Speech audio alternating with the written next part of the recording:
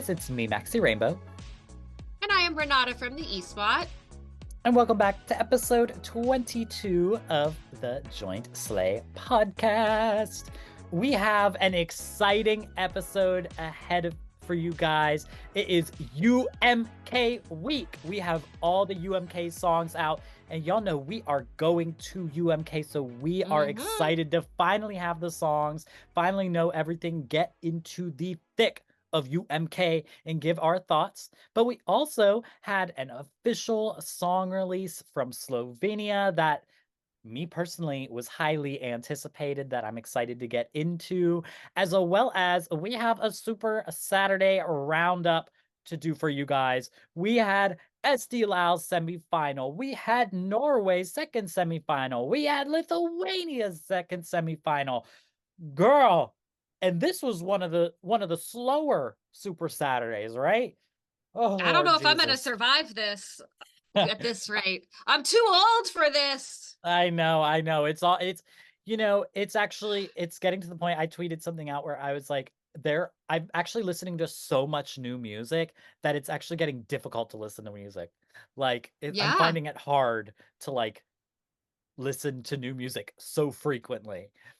But we're getting into it. But before we get into the episode, we want to give a little shout out to our patrons. These are people who went over to patreon.com/𝗫𝗏𝘆 podcast and subscribed to get early access to the full-length video episodes of every single podcast, as well as some Patreon exclusive content, and also for these roundup episodes where we're talking about like an insane amount of songs. And I know most of y'all out there did not listen to all of the songs. So on Patreon, because we can kind of bypass the copyright a little bit, I'm putting the song clips in there. So like 15 seconds of the song before we talk about it. So if you aren't a person who's like maybe listening to all of the songs, it's very helpful. I found it even helpful when editing. I sometimes forget about the songs. So it's very helpful. So if that would help you guys out, if that's something that you guys were looking for, I know I got some comments, people saying that they wanted that. So I added that in there for you all. And you also get a shout out at the beginning of the episode when you subscribe, like the following people. So shout out to Meredith, Daniel, Obili, Alistair, Russell, Shoegazer, Daniel, Kathleen, Suniva, Norbert, Jackson, Henny, Andrew. Shout out to all of y'all. It's nice to see some names in there that have been there since the beginning. We love to see that y'all are loving the content over there. And see, the proof is in the pudding. They're still subscribed, bitches are still loving it. And so, if you've been thinking about subscribing, it's a really good time because there's so much going on in the Eurovision season. So thank you to everybody who subscribed, and thank you to everybody who's been listening on Patreon, of course, but also on YouTube, Spotify, Apple Podcasts. And of course, if you love the podcast, make sure to comment, like, subscribe, leave a review, whatever corresponding thing you are watching and listening on. It helps so much when you do that. So thank you guys so much. And without further ado, let's get right into the episode. All right, so before we get into the UMK, because I feel like UMK is like kind of the theme of this episode, obviously. For people who can't see, I've got my big Finland flag in the background behind me, and I'm wearing a Finland blue wool sweater, which will actually be the sweater that I'm wearing in Finland, because I can put a puffer vest on underneath it, and it fits still underneath my big puffy jacket. So I'll be nice and warm and cozy in my blue wool sweater. Oh, cute. And I'm wearing neon green. It's my furry shirt. I'm wearing it in honor of 𝗥𝗏𝘆. And you've got a bit of a different background. I've got the Finland background, which is the general theme of the episode, but you've got the hottest news of the day, which is actually Slovenia. Yes. You've got the fishnet hanging behind you and everything, looking very nautical. Oh, thank you. Yes. So Slovenia, they finally released their entry for Eurovision 2024. This is the 4th official entry for Eurovision, which is kind of actually like wild to think about because we're getting really close, I feel like. And like, I don't know, whenever I saw tweets being like, oh, this Eurovision season's horrible, and I was literally like, wait a second, one, two, three, four. There are 4 entries. So this was the 4th entry to be released. Of course, we had previously gotten confirmed that the artist is none other than the queen, the icon of Slovenia, Raiven, who I personally love and stan. And we knew the title of the song was going to be Veronika, but we finally have the song. So yes, before we give our thoughts on the song, I do have a fishnet behind me. If you didn't see on my Instagram, and if you're watching on YouTube, I'll put up the picture. I did a little Veronika inspired look. I went, Amazing. oh, thank you. I went for the siren concept of like mermaid siren sort of thing. Of course, I did that photo. I put it out the day before the music video came out. So it's not really related to the visuals that they presented in the music video at all. But it's just inspired by the concept of sirens and that sort of thing. And it's one of my favorite little photos that I've done. I really It liked was it. really good. I loved it. Oh, I love thank you. seeing you when you do these like mystical characters. Like you had done a unicorn, you'd also done like a fairy, right, in the past? Yeah, I did the devil look. Like I Yeah, love I love yeah. I love doing that kind of stuff. That's like because I'm such a huge anime fan too, so I love kind of being like these human creature sort of things. I don't know. That's where I love not to get on a tangent, but I love when the natural or like the real world entangles into like the fantasy world, like Coraline, Alice in Wonderland, like this idea of a normal person stumbling into this fantasy world. That's kind of what I love to do with my visuals a lot of the time. But So, I mean, based on that, I'm gonna go out on a limb here and say that you probably really liked the song and you really like the video because that's kind of the vibe, right? That little yes, otherworldly vibe. yes. So first of all, bitch, I was so fucking hyped up because I've loved all of Raven's entries that she's put into the national selections, and I've loved her music that she's been putting out recently. And so I was so excited, of course, for when the song was going to be released. We saw the day before, whenever the YouTube premiere popped up, that Bojan was one of the co-writers, and he was credited with both music and lyrics along with Raiven for the song, which is crazy. Um, and then when the song came out, I gotta say, I'm obsessed with it. It's exactly what I wanted from Raiven. It's got those operatic elements to it without being like opera, because I think that Mhm. that's very kind of something that's going to push a lot of people away. A lot of people love opera, but it's also something it's very divisive when it comes to opera. Yeah. So it's got moments in the song that showcase her insane vocal ability and her range, and that's going to appeal so much to juries, but it's also got this really creative and artistic element to it that I feel like would really appeal to the televote as well. And I think that that makes like a perfect entry in that way. It's dramatic, it's super artistic. The visuals of the video, oh my God, were so fucking cool. Like, first of all these naked men, like I'm obsessed. All these hot men, all these beautiful women. She is so fucking hot. I like everything was insane. I see myself in her. I feel like she looks Mm. like me a little bit in my brain. That's what I look like Yeah. in my brain. Um and the song is just cool. It's ethereal, it's magical, dramatic, epic. I feel like it's going like if they I already get elements of how they could stage this through the video too, which I love. And I'm excited to see what they do because I just feel like there's so much they can do with this. Raiven always brings amazing visuals and concepts, and I'm so happy about this. It's definitely my favorite of all the songs that are out right now, even though we only have 4. But I definitely anticipate this staying pretty high up in my rankings. Yeah, I was interested with the release method they went with by putting out a music video first because last year Mhm. they kind of gave us like a live in studio performance. Yeah, So the first taste was live and then the music video came out later. So I'm wondering if we're going to get a little taste of a live performance or if we are. maybe oh, we are. Yes, I did see something that she is doing on my birthday, April 21st. She is doing a full orchestra like whole live performance orchestra whole thing. So yeah. Wow. So I'm very Because excited. April 21st. that was kind of what I was thinking was maybe they're not giving us any glimpse of a like live performance yet because they don't want to give us something that's too similar. Because actually, if you look at the Joker Out one, I think the clothes they were wearing were even the same. So Yeah. it was truly like they actually gave us a preview of what their Eurovision staging would be, where I have a feeling they're going to keep Raiven's much more secret because so much of the impact is going to be by the visuals. So it makes sense to do like a live orchestra because obviously there's no orchestra at Eurovision. The arrangement will be different from what we're hearing. So they can kind of like bait and switch us so that, you know, we have this other package in mind as opposed to whatever the package is that they're actually going to send on stage, which I'm sure they already have figured out. Yeah. Yeah. I love whenever they take advantage of their entry too, and they do different things like that, a different arrangement, like whether it's an acoustic version or orchestra moment or like a stripped back sort of thing, what, you know, whatever you mean by any of those things, because I feel like people have weird interpretations of things like acoustic, but yeah.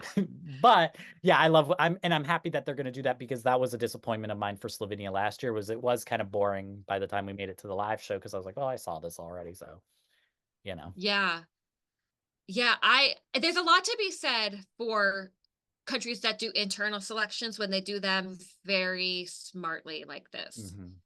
Where, you know, they really like they time things right, they build enough hype because that's sort of the reason to do an internal, right? Is that you can build the hype in a certain way. Whereas like I think about like Switzerland last year with Boys Don't Cry, where it was, or not Boys, well, I guess also Boys Don't Cry, but the Water Guns, where they just kind of released the song and it was out there, and then it was just like out there. Like, so, and I feel like, you know, that would be horrible for them to just like one video of Raiven and then that's it. You know, they wouldn't do that for, so they're doing, I think they're doing internal selection the right way, which is really positive. And I actually just watched the video right before we recorded, so my reaction will be out now by the time this gets out. But I really liked it, and I actually didn't know really if I liked it for like probably the first half of the song, because I was just kind of like trying to figure out what the hell I was listening to and what I was watching. And even after the song ended, I felt like I didn't even know the melody of the song. Like there was no part of the song that I really latched onto, but I felt like it was taking me somewhere the whole time. I didn't know where I was or where I was going, and even when I got there I still didn't really know where I was, but I still really liked it. Like it felt, I felt an experience when I listened to the song and watched the video, even if that experience didn't necessarily feel like watching a pop song for the first time. And obviously it's not a pop song, which, you know, that's part of the reason why. But I was really impressed by it. I do think it's a bit risky, just based on the fact that there's no real hook in the song. And even the chorus is kind of like, even when she says Veronika, it's not like it's Veronika and something rhymes with Veronica, you know, like it's just, everything about it is just there. And it feels very intentional, but it all just is like, you know, there's something that feels very conceptual about the whole thing. And then paired with the visuals too. It's just, this is one of those things, like it's where it's just like a really nice piece of art. I don't know how that's going to play off with a wider audience though, because it didn't feel very commercial to me.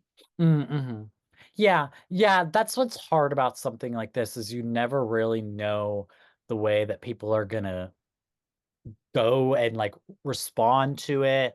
And I think that, so the song itself is based around Veronika of Dissonance, I believe, and basically she was the first woman in Slovenia to be tried as a witch, or accused of witchcraft. And so I was doing some research. Basically, she didn't actually get like, they didn't find her guilty or anything like that. She was good, but basically she married the count one of the towns in Slovenia.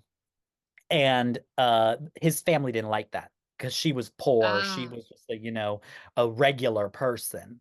And he married her behind, kind of in secret without the family's approval. So then the dad of the count was like, hey, yo, we don't like you. So we're going to accuse you of being a witch, of putting a spell on my son.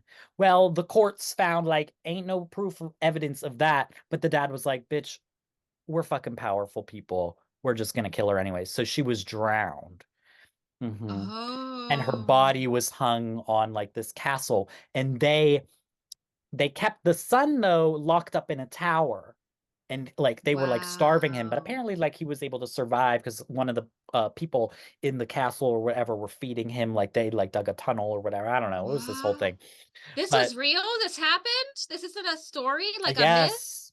Yes. I thought it was like just like folklore, but it's Yeah. actually like a little historical thing. And a few like hundred like 100, 200 years later, the entire town was like there was an uprising from the villagers, and they like basically the whole town's like destroyed now. They just like destroyed the whole thing because the castle itself is like gone. Because I was looking to see if I could like if it's somewhere you could go visit or whatever, like the remains, but there's like only little remains left because the whole town was like basically destroyed in a like coup.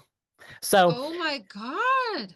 yeah, so that taking inspiration, I love that they took inspiration from actual like Slovenian history and lore, and also like Slovenian language, Slovenian writers, like it's all very like historical in that way. And I love a little thing like that. I feel like it Oh was my really cool to like gosh. go in deep and research it, and it was interesting. And so the song itself takes inspiration from her story, and it's about like the persecution of women throughout history and even now.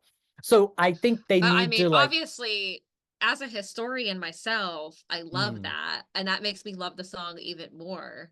But yeah. also, you probably didn't know this. I actually took multiple classes when I was in college about witchcraft Oh, and like really? the history of witchcraft and the different manifestations of it. So I had taken classes about European witchcraft history and African Mm. witchcraft history. I Oh, love also medical shamanism, stuff like that. So like really? and that is a very typical thing with the witch hunts is it always Hmm. tends to be a reason to demonize women. It was never actually about Hmm. witchcraft. It was about getting inconvenient women out of your business, Mm. getting rid of inconvenient women. So Yeah. that really is such like a powerful message and the history. Oh my God, I'm obsessed. Yeah. Totally. I just love when someone takes Mm. something and it's not just a song. Like it has so much that can be looked into it. It has so much story to it. It has so many inspirations coming from so many places. Like that's like Raiven is a fucking artist through and through. And she like in that way, she gives me like Loreen vibes, where like everything Loreen does is like so thought out, and everything has a concept, everything has an idea in that way.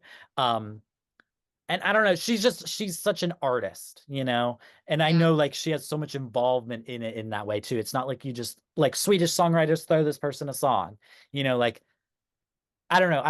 I'm so excited to see how this goes. I hope it does really well because I think like they're taking a risk, and I think it's a really good risk, and I want to see it pay off for Slovenia. Yeah, definitely. Oh, and I agree with like the artistry thing with Loreen. However, I would say Loreen's music was way more accessible than Yeah. this. Oh yeah. Yeah. Maybe Loreen's not like music itself. Yeah.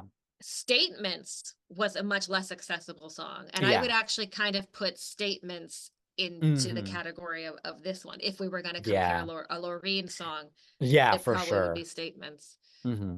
And people love Statements. So Yeah. that's I mean, Lord knows I love Statements. That's like my favorite ever national selection song. So yeah.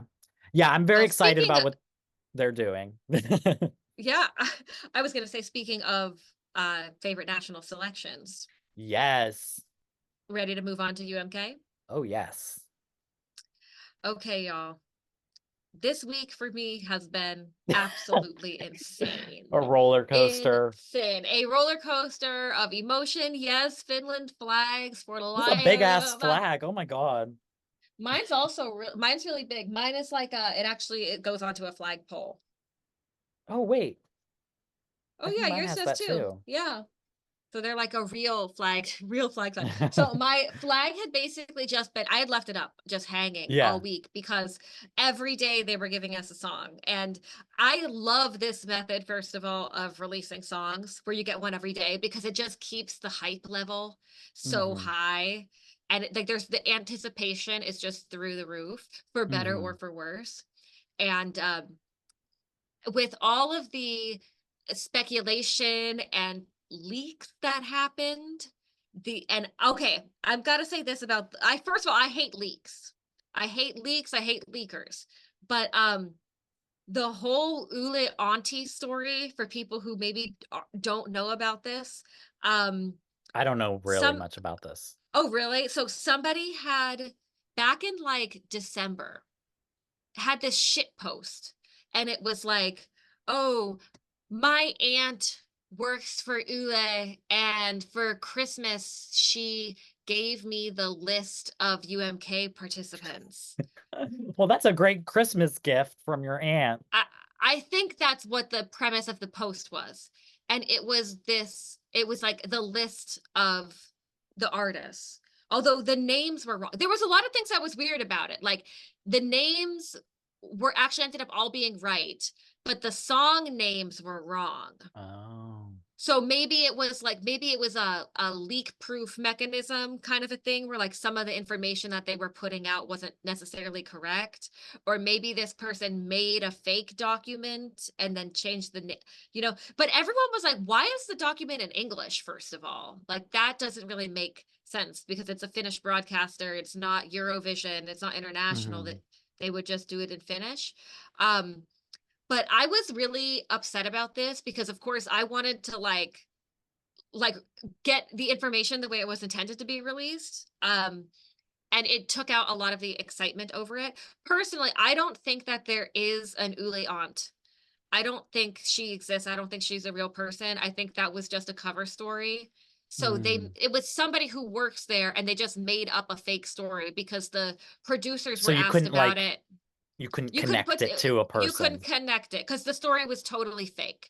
Because and maybe the producer who got interviewed about it was lying, but I would believe that when they say we literally have no idea like who this 𝗬𝗍𝘆𝘆 is supposed to be, because like it just doesn't match like with anything, like and they probably know who's actually an aunt that's accessible to that information. But the list ended up being right. And so a lot of Finnish people were kind of like poo-pooing things because they recognized some of the artists and they like weren't as excited about things. So it just kind of screwed up the whole release process. But the songs finally came out. I was watching them day by day. I don't know. Did you wait to watch them all at once? No, I just kind of like saw them here or there. I didn't watch them honestly until today, other than clips I saw on Twitter, but I was listening to them on Spotify. But I kind of like the ones I was excited about, I was like going straight to listen to them, and I would see the clips on Twitter or whatever, and if they sounded really good, I would go and listen to them, whatever. Like I wasn't doing anything specific. Gotcha. Gotcha. Oh my God. It was actually so stressful for me. I would like get home from work as quickly as I possibly could and sit down at my computer and film a reaction video immediately. But I love it though. I love how fast you did it too. Like, no, listen, I am one or the other. I either record the video as soon as it comes out and edit it right away and post that shit, or like I did in November, where I actually recorded a reaction to the French song. And yesterday I went and edited it, uploaded it, and it got completely copyright blocked. Because it's like y'all bitches don't want nobody to talk about your shit. Like, and it's like, you know what? Fine, I won't talk about France. Okay, yeah. I'll just because I haven't even done my Finland. reaction. I'm like, don't hey, bother. They're just gonna block the video. Literally, don't bother. I gave my thoughts already on the podcast. Whatever. Yeah, because nobody's even commented saying. See, that's the bad sign when nobody's even commented saying, "Where's your reaction to France?" That's a bad sign. When that's out since how long ago and nobody's asked. November. When it's one of the first songs out there and there's no urgency to, that talk about doing a internal selection the wrong way. Yeah. Just dropping a song in November and then never talking about it again. Okay, but let's jump into the UMK song. So the first song that got released is Dancing with Demons by Cyan Kicks, who had already been in UMK back in 2021, I think, with a song called Hurricane. And they did pretty well. And yeah, they came back this year. And I wasn't a huge fan of Hurricane. It's a okay 2022, song. actually. Sorry. Or 2022, 2022. Um, I wasn't a huge fan of that song. Honestly, I'm not a huge fan of this song either. Um, Really? like I like it and I don't skip it, Mm. but it's not like the one that I like click first on the playlist. But also I'm just not much of a rock girly generally. It has to be a certain kind of rock. Like I like really alternative artsy rock, whereas Mm. this is more like mainstream rock, which is Yeah. less my style. Um, I loved the video though. In fact, Yeah. like my reaction video to this one, I was so embarrassed editing it because I just kept talking about how hot she was. She Because it's just is, she's yeah. so hot in the video too, and like the outfit she's wearing in the video is so hot.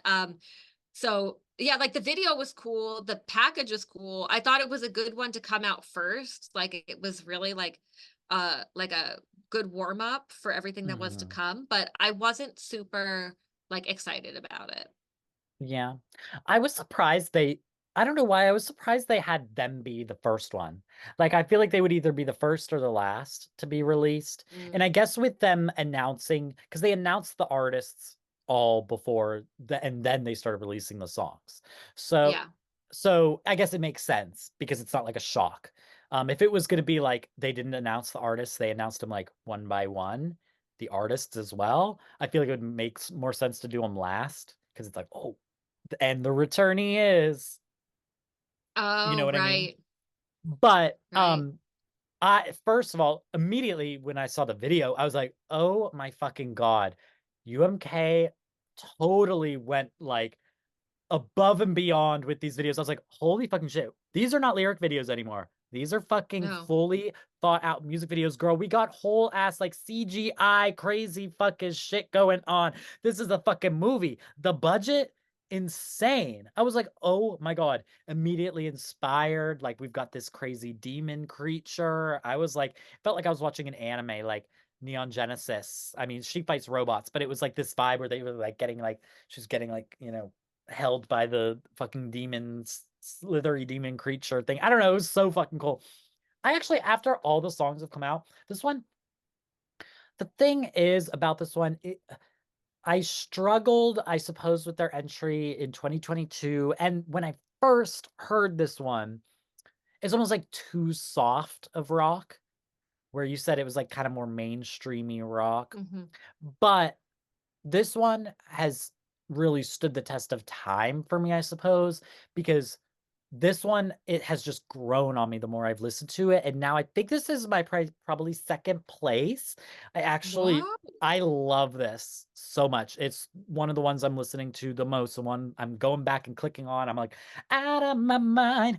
Um, I love this. I love this so much. I think it's so much better than their last reaction. Or sorry, oh my God. So much better than their last entry. I just, I love it. I really do. I think it's so You know, good. it's funny. Mine is it's the same position, but it's sixth place. So it's not the top, but it's not the bottom. Oh my Um, God. but the thing is it's not because I don't like it. It's just Yeah. that I like other songs more. Mhm. Um, and what's funny about it is that somebody pointed this out in my reaction video that I say that like I'm not really a rock girly. And then it gets to the hardest part of the song, the most hard rock part of the song, and I'm like, "Oh, this part though, this is my favorite part. I love this part." Mhm. Um, but the reason is because there is I think what keeps me in the song, what has it be a song that I actually do like to listen to versus a song that I don't like to listen to at all, is it has that electronic element. which punches it up a little bit. And like, I come from like a hardcore techno background. Yeah. So anything that's got like a harder beat, or anything even that's like a bass driven beat, that's electronic, it just punched the song up for me and made it a little bit more than just a rock song. So I did like that. I did like that a lot about this song, is that it made me like it, even though it's not really my cup of tea, generally speaking. Yeah. I think it's her voice for me. Like, it's too much of a regular pop voice, almost, that doesn't take it to like another level, I suppose. That's what I don't respond to immediately with it.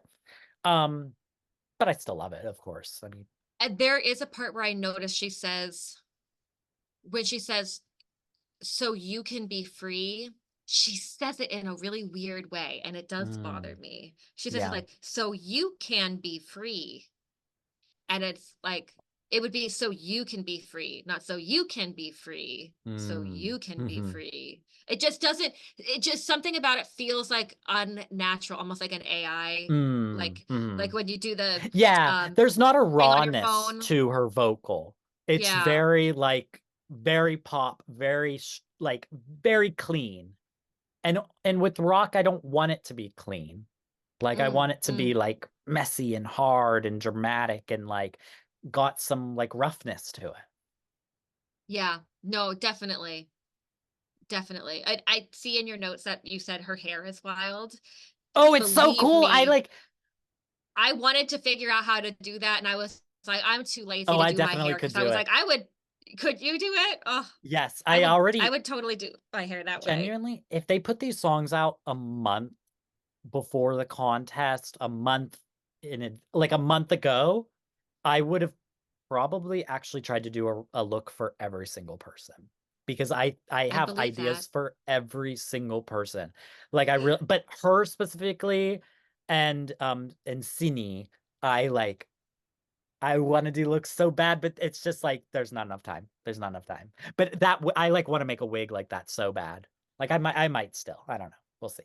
You can, and you could, it doesn't even have to be just like hers. It could just be that same idea with like the spokes coming out of the head. The like 3 like spikes with the hair then coming out. I totally know how I would do it. Like, 100% it reminds me of the thing they do with horses. They'll do that with horses' manes. Well, they'll like wrap them up and then a puff comes out of the top. Yeah, I think I would like take wire and wrap it around so it had structure, and put like a dowel rod or something in there. I don't know. A dowel rod, a dowel bob? Exactly. Yeah, we love dowels over here. We love dowels over here. Yeah.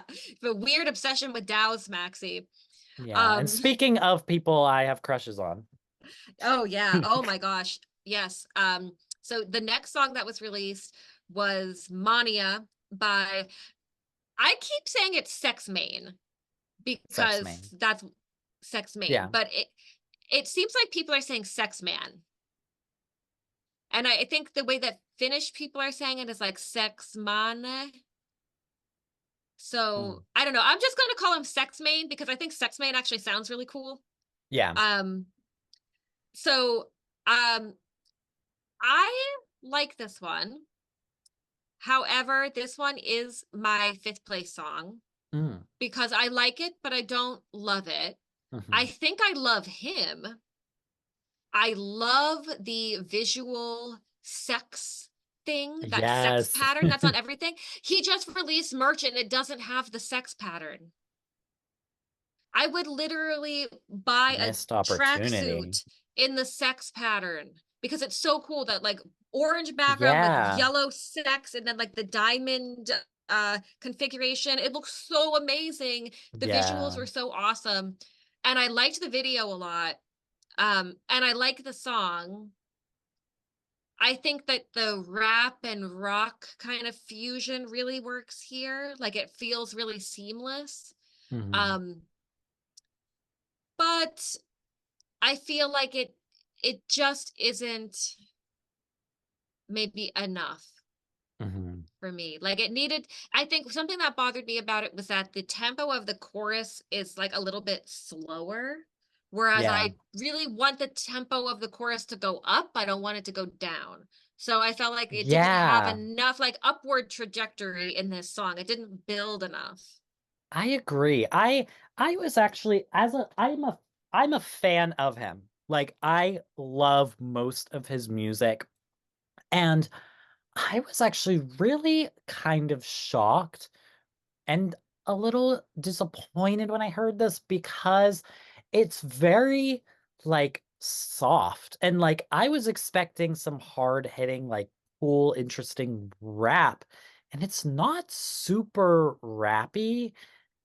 It feels more pop to me and I agree. That was the thing that really like lost me with this one was why did the chorus like slow down? It was like a Yeah. really cool buildup. I actually really liked the verses. And then even the video, it was like do cool stuff. And then whenever it got to the chorus, it was just him, Yeah, kind of you know, bobbing along. bobbing his head. And I was like, it just kind of kills any sort of growth that we're moving towards something. And then it's like 𝗏𝗏𝘅𝘆. I mean, I like it. I do find it to be one of the ones I'm listening to the most because it's very catchy. Um, Yeah.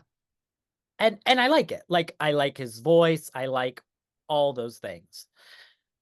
But I don't know why he went like this direction. I don't know if he felt like he couldn't do some of his more like hard-hitting rap stuff. Like I hope he didn't feel like he needed to appease an audience. You know, I hope he didn't feel Yeah. like, oh, rap isn't for Eurovision, so I'll bring something a little more this direction. Not that there's not rap in it, but I'm just saying, like, this is very different than a lot of the stuff he does. Like, this sounds like stuff maybe he'll do collabs with a person, but even not so, Mm. because in that it's like a fun pop thing, but he has a rap verse, and his rap is still like really intense. This is like missing that intensity, I feel like, that I hear in most of his other music. So I don't know why he went this direction with this. Um, but I do like it, but it was a little disappointing for me because I really thought like he's winning. Yeah, well, something that I've noticed a lot is kind of a theme of this UMK, and maybe it was destined to always be this way just because of what happened last year, that everything, every step of the way has kind of felt like, oh, but there should be more. Mm, There should be, yeah. there should be more, or feeling like you want more out of some of these things, or that maybe expectations aren't really being met. And I don't think that the network helped themselves with this, because they had been putting out statements saying, oh, this is going to be the best UMK ever, all this kind of stuff. So they sort of Um, started inflating the balloon on their own. Um, and then with certain things happening, like also before the artist announcement, the Instagram accidentally uploaded all of the artist videos. I know. So actually, like, Like they they did it spoiled to it themselves. themselves. They did it to themselves as well, but so like they've also kind of been flubbing a few things along the way, but like they're human, and it's like, what are we really expecting? So they have one hit entry in Eurovision, and suddenly like they can't make a single mistake, or like songs, every single song has to be a like blow the doors off the barn banger. Like, I think the expectations needed to be managed a lot better, to have less of these kind of like, sort of letdowns regarding the Yeah, songs. and I think it's also like people really do though, like, and even myself, like speaking to myself, but like we need to manage our expectations a little bit when I'm sorry, you have one of the best national selections ever in fucking Eurovision history. One of Yeah. the strongest, most amazing national selections ever in Eurovision history. You are not going to be able to top that the next year. Like it's you can't just keep getting better. Like that was like Yeah. a moment in time. Like it's this is still probably going to be one of the best national selections this year. Like you just can't compare to last year because last year was so insane, you know? Yeah, I've heard the phrase under promise and over deliver, Yeah. and they may have over promised a little bit Yeah. on their own end. But I mean, they wanted to promote this thing through the roof. I mean, they were putting out all the posters in Sweden beforehand and stuff. Like, that was kind of their announcement, was when they put posters out in Sweden. Like, they've been very Yeah. aggressive with the promotion for this year. So like there has been a lot of build up. Although generally speaking, I have to say I'm very pleased with it. I am too, honestly. Yeah. Especially of the Eurovision season, to be quite frank, this and Norway are like the only selections I'm listening to the song still. Like that are in heavy rotation. So not to compare this to Norway, because this is better than Norway, but I just mean like all the other selections have been kind of like whatever, like they're just songs. Like this is still amazing. So this because the level of production is just so remarkably high on this. Like 7 really is the perfect number because you get rid of all the shit. Like I actually don't, as much as I love like the national finals that go on forever and have all these songs that you would never get to hear otherwise. I think it is just better for everybody kind of when the producers do just choose like, okay, we're just going to choose the best 7 songs and we're just going to go from there. And we're going to give them all a really good shot. Yeah. Exactly. Because they give everyone an equal shot, like with the music videos. And something that I liked about the music videos this year is that I felt like they sort of broke out of their own box a little bit. Whereas in previous years, the music videos all looked like you could tell that they were filmed on the same sound studio in the same box, and then they painted the walls a different color. But last year, like 𝗥𝗏𝘆's kind of like busted out of that a little bit where it felt a lot more expansive. And this year also, like the Cyan Kicks video felt like they were in like the biggest they were in infinity. They were in they were in another world, like completely. And there were a few videos this year that like the 𝗤𝗏𝘆 one, that was very much in like a 4 walls kind of setup for the video. But the third song that came out was another one that was kind of in this expanding, infinite, cavernous, empty space and felt so huge. And it is the song 𝗥𝗏𝘆 from Sara Aalto, which I'm just going to go right out and say it. This is my winner. I just love this song. It's so beautiful. Like I tear up thinking about it, honestly. If anyone saw my reaction, I literally couldn't keep it together reacting to this song. I didn't know at the time when I did the reaction that the song is actually about a friend whose dad died. So when I was watching the lyrics, I was like, the reason I cried was because everything she was describing about grief and the feelings of grief and like hating that other people's lives, like the world is just spinning for other people and my life has completely stopped and stood still and I'm totally broken because of it. But everyone else is fine. And like the pain of that feeling of not wanting to get over someone because you still feel like you're with them the more that you think about them, even though it breaks you to do that, because you're still holding on to that moment, because to let it go is to let them go. And it was just like, I read the entire song I read as being like my feelings about my dad dying. So that's why I broke down after I did my reaction, because I just couldn't I couldn't truly process a song that was describing my own feelings that I've been dealing with since 2019. Like it blindsided me because I didn't think that's what this song was going to be at all. And like I don't like ballads, and it was the ballad song, and she's just like a very like normal, beautiful Real Housewives of Helsinki looking type of woman. So I really didn't have super high expectations. And then it ended up being this incredibly like emotional thing. And the video captured it so well, like those shots of light that were kind of piercing through. And it was like just enough to see the light on the other side, but also still enough where you're still like in your darkness and you're in this space, this like oppressive mental space, and everything about it was just so beautiful and so perfect and so powerful. And I just love it. I just love it so much. Yeah. I also loved in the video, like there were moments where they would do these like super close-ups on just her like head, her face, and it would be like at the end of her singing and there would be this like very intimate rawness where you just see all the emotion in her face, and she's just like, you know, like looking into the camera, like almost you just feel her oozing out every single emotion that you feel from the song. Yeah, I mean, this is really beautiful. Like, I love the deeply personal lyrics that, I mean, I can also relate to a lot of what she sings about. Actually didn't realize that we both lost our dads around the same time because I was 2018. Mm.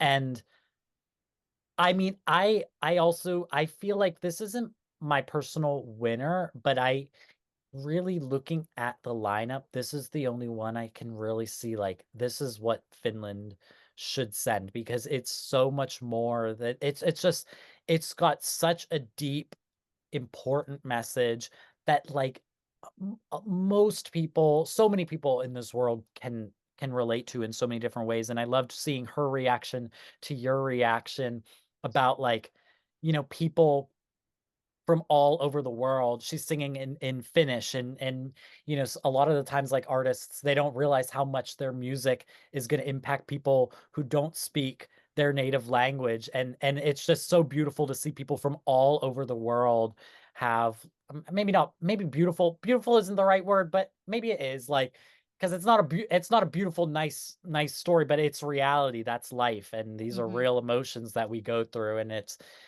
it's beautiful to see that we all kind of share this experience in some way, no matter where in the world we land.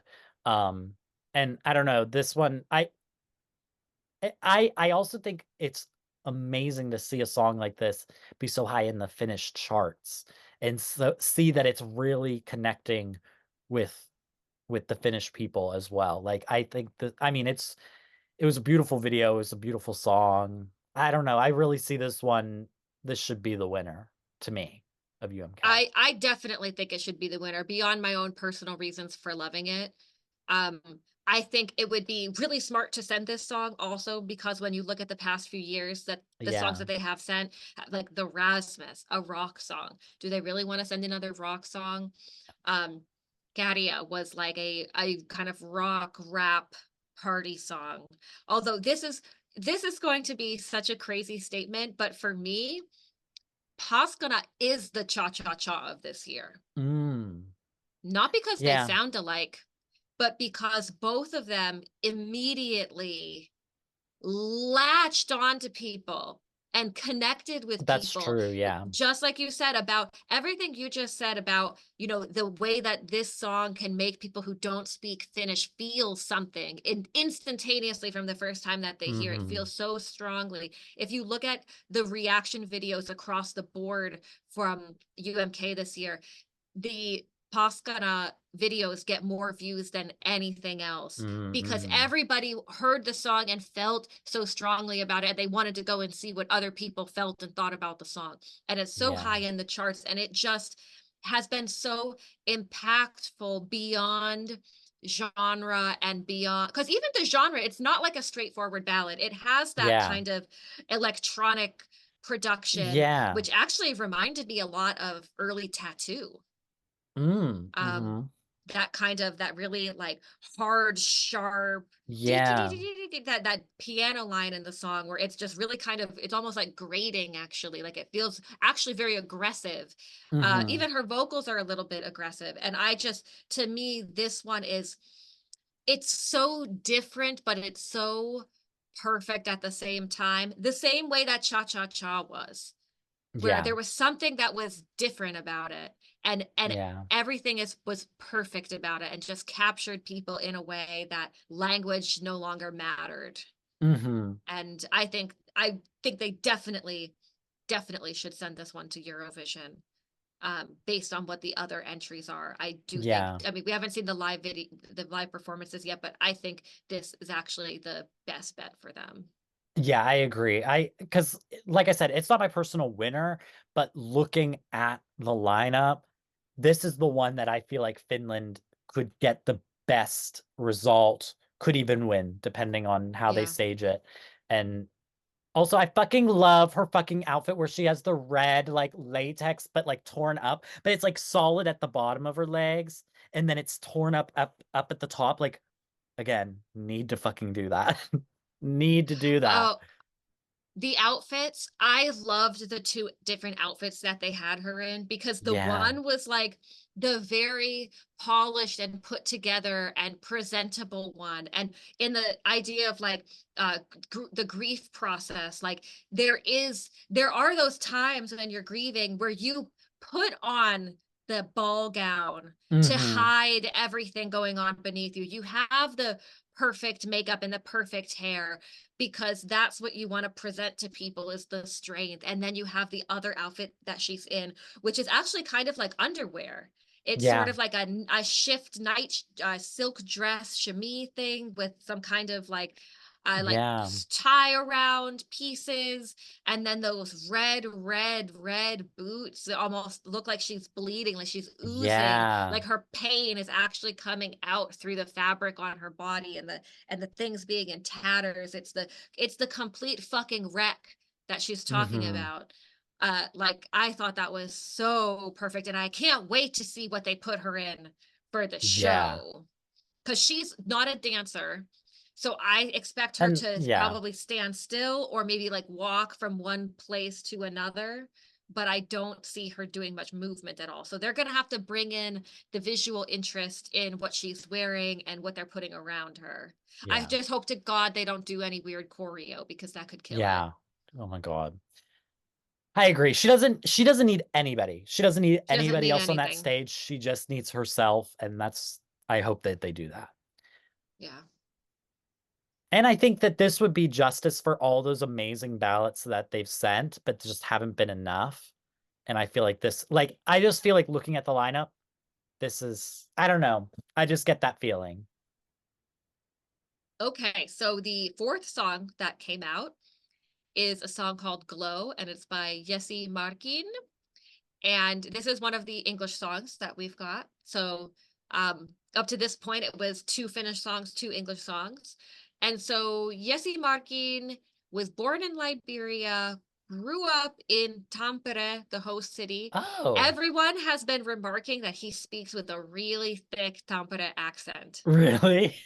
Yeah, that everyone keeps saying this about him, like, oh my God, his accent. I think the accent's great.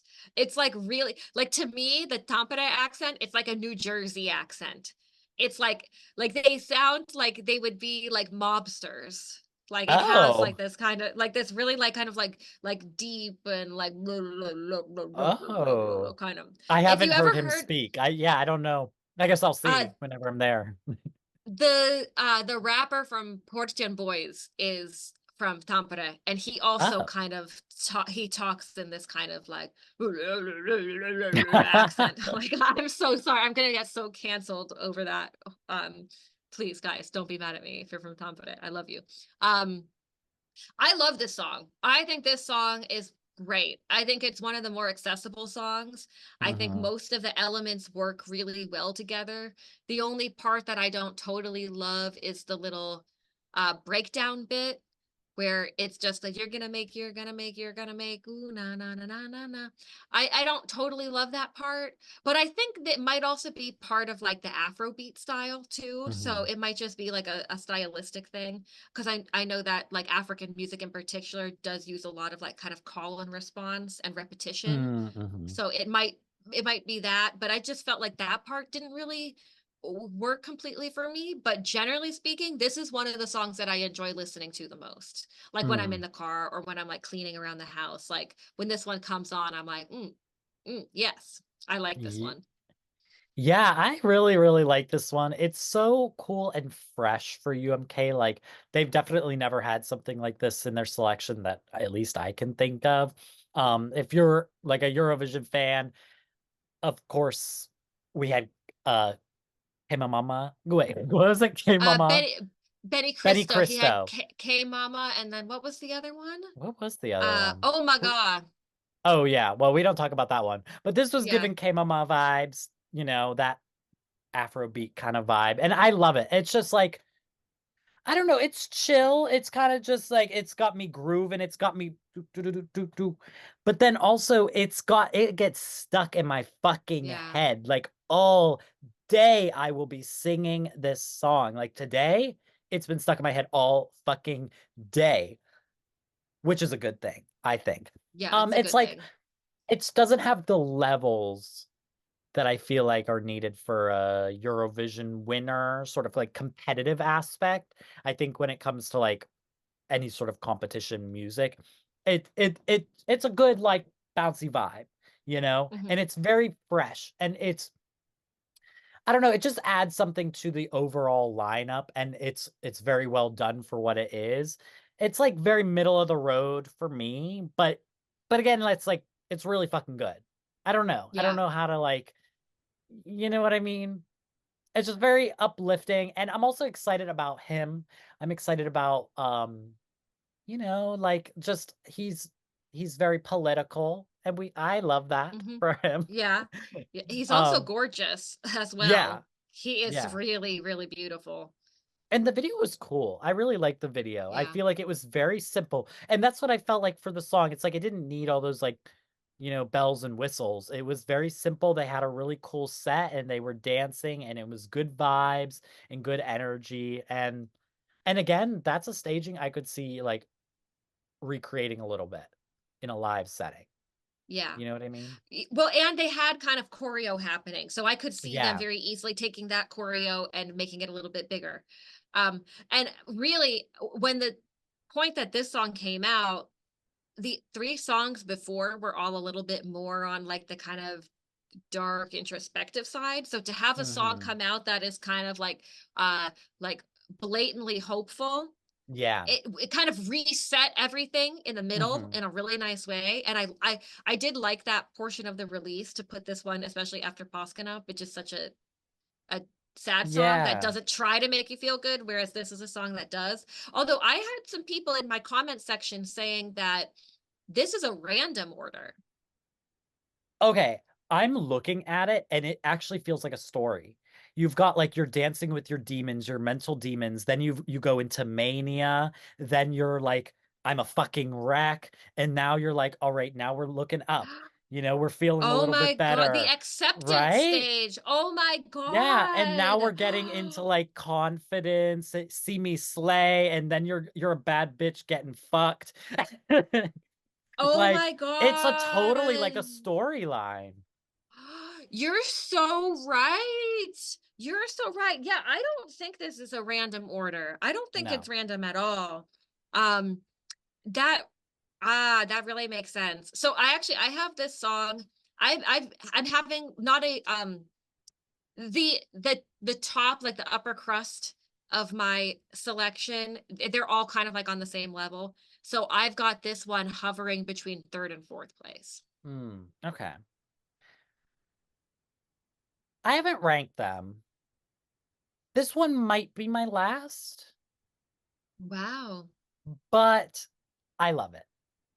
Oh, see, but that's a good thing about the selection is it's like, I don't hate a single one of these songs. These are all amazing. And I tweeted this where I was like, this rollout felt like Eurovision to me. mm-hmm, I'm as excited about this as I am about the Eurovision releases because these are all amazing quality. They're all diverse. They all have their own unique thing that makes them special and gives them purpose to be in this selection.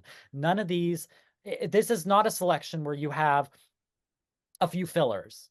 They don't yeah. add a few in there that they know are going to get last, but we need some to come last. No, these all have their own special thing about them.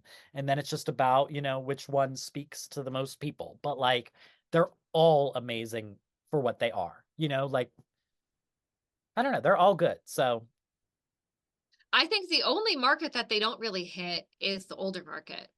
yeah. Although maybe older people in Finland are a bit more like open-minded generally about music than like older people in the United States. Like baby boomers here, I couldn't really see them connecting with really any of these songs. They would all think Yeah. it's like trash. Yeah. Except well, maybe 𝗪𝗪𝘆 𝗪𝗆, I was going to say and because maybe that's the winning formula for her cuz she can speak to both. yeah, yeah, maybe that is it.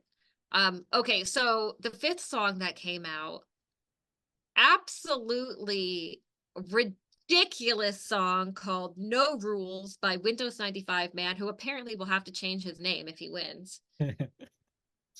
for real. Apparently he already chose a Yeah. name that he'll use if he wins, because you can't use Windows 95 because it's a brand. So No Rules. I knew I was gonna love this one because it was gonna be absolutely ridiculous, and I love that.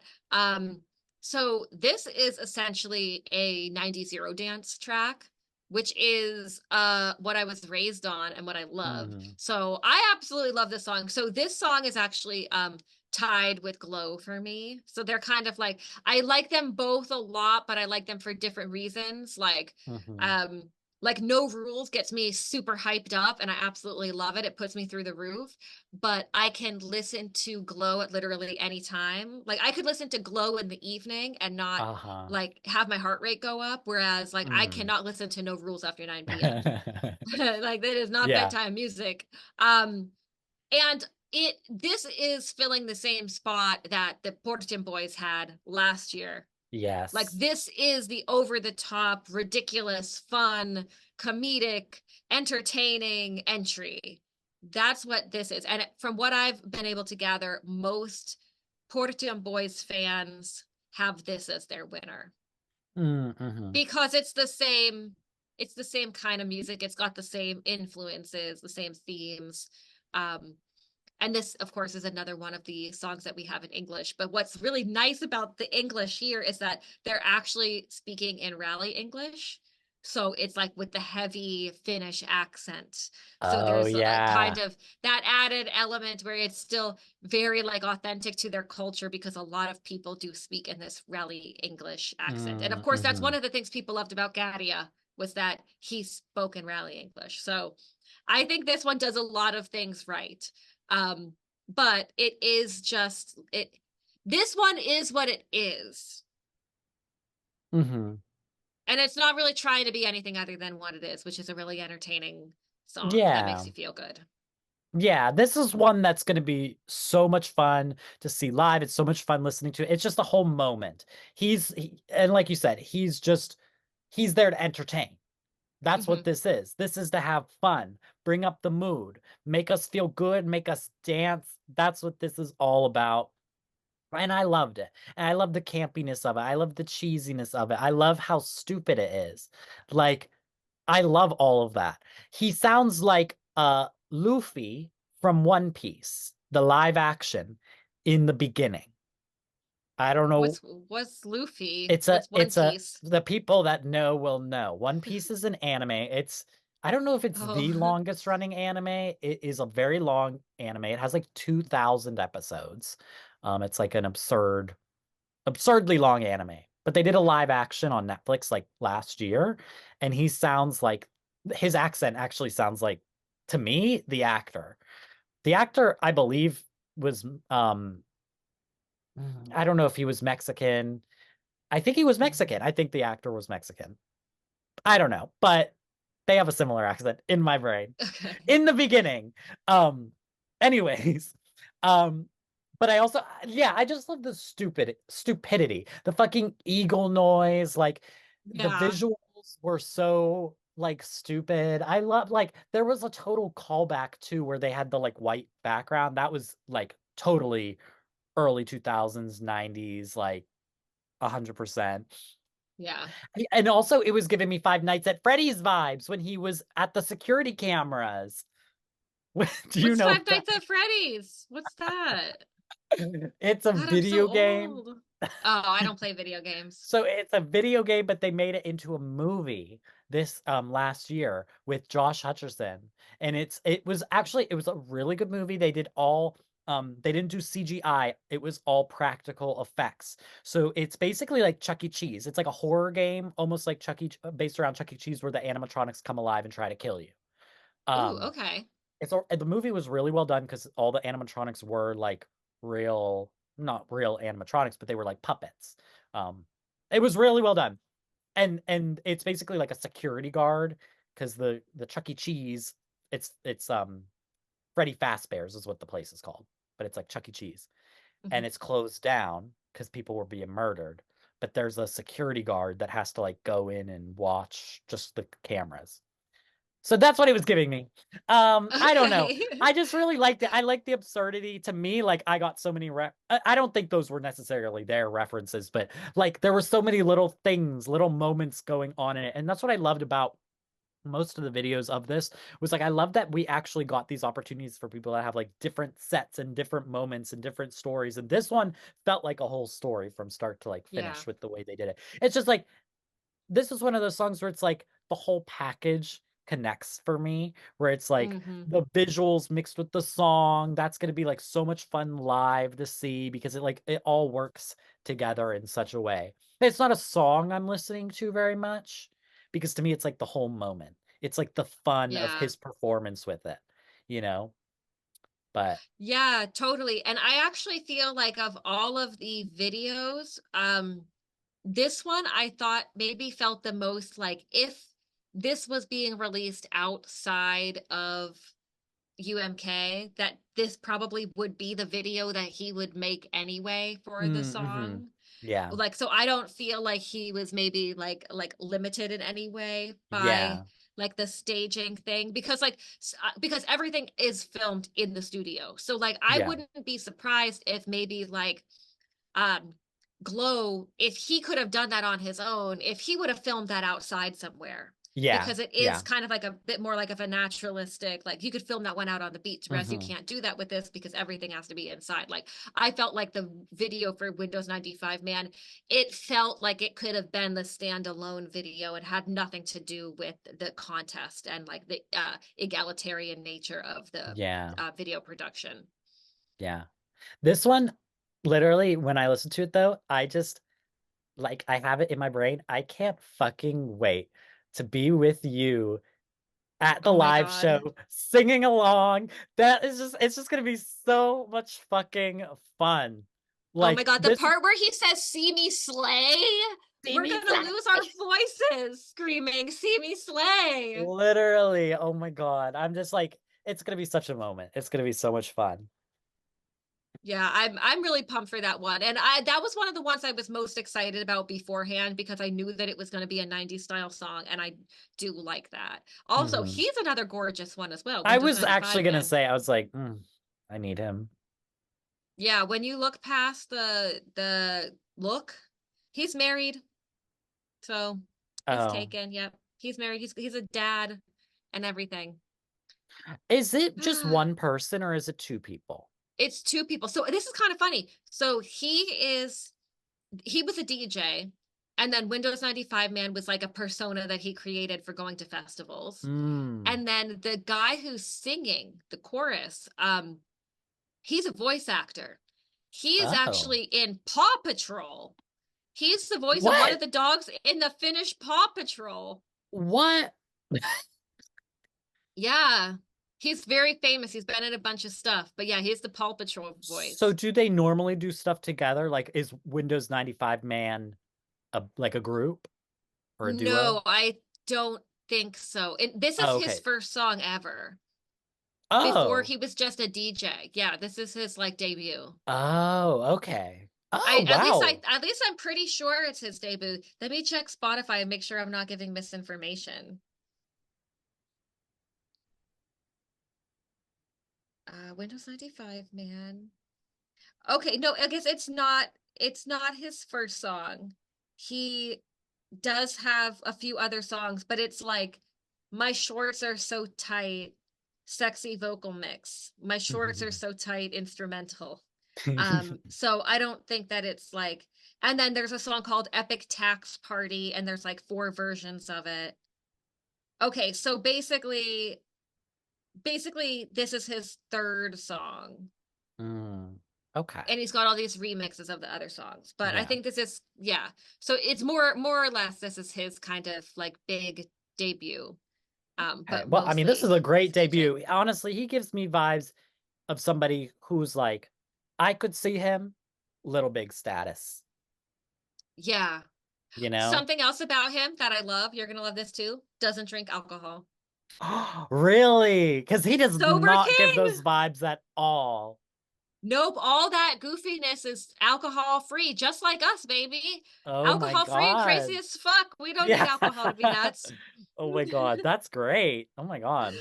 Yeah, yeah, I love that. He did it in his little interview with 𝗏𝗏𝘅𝘆. He talks about how he used to drink at the festivals and then it was like too much and he just stopped and like Oh everything in his yeah. life got better after that because like yeah, Yeah. that's normally how it works when you stop drinking, everything gets better. Um, Yeah. so so he was kind of like the newest artist, the most unknown artist of everybody.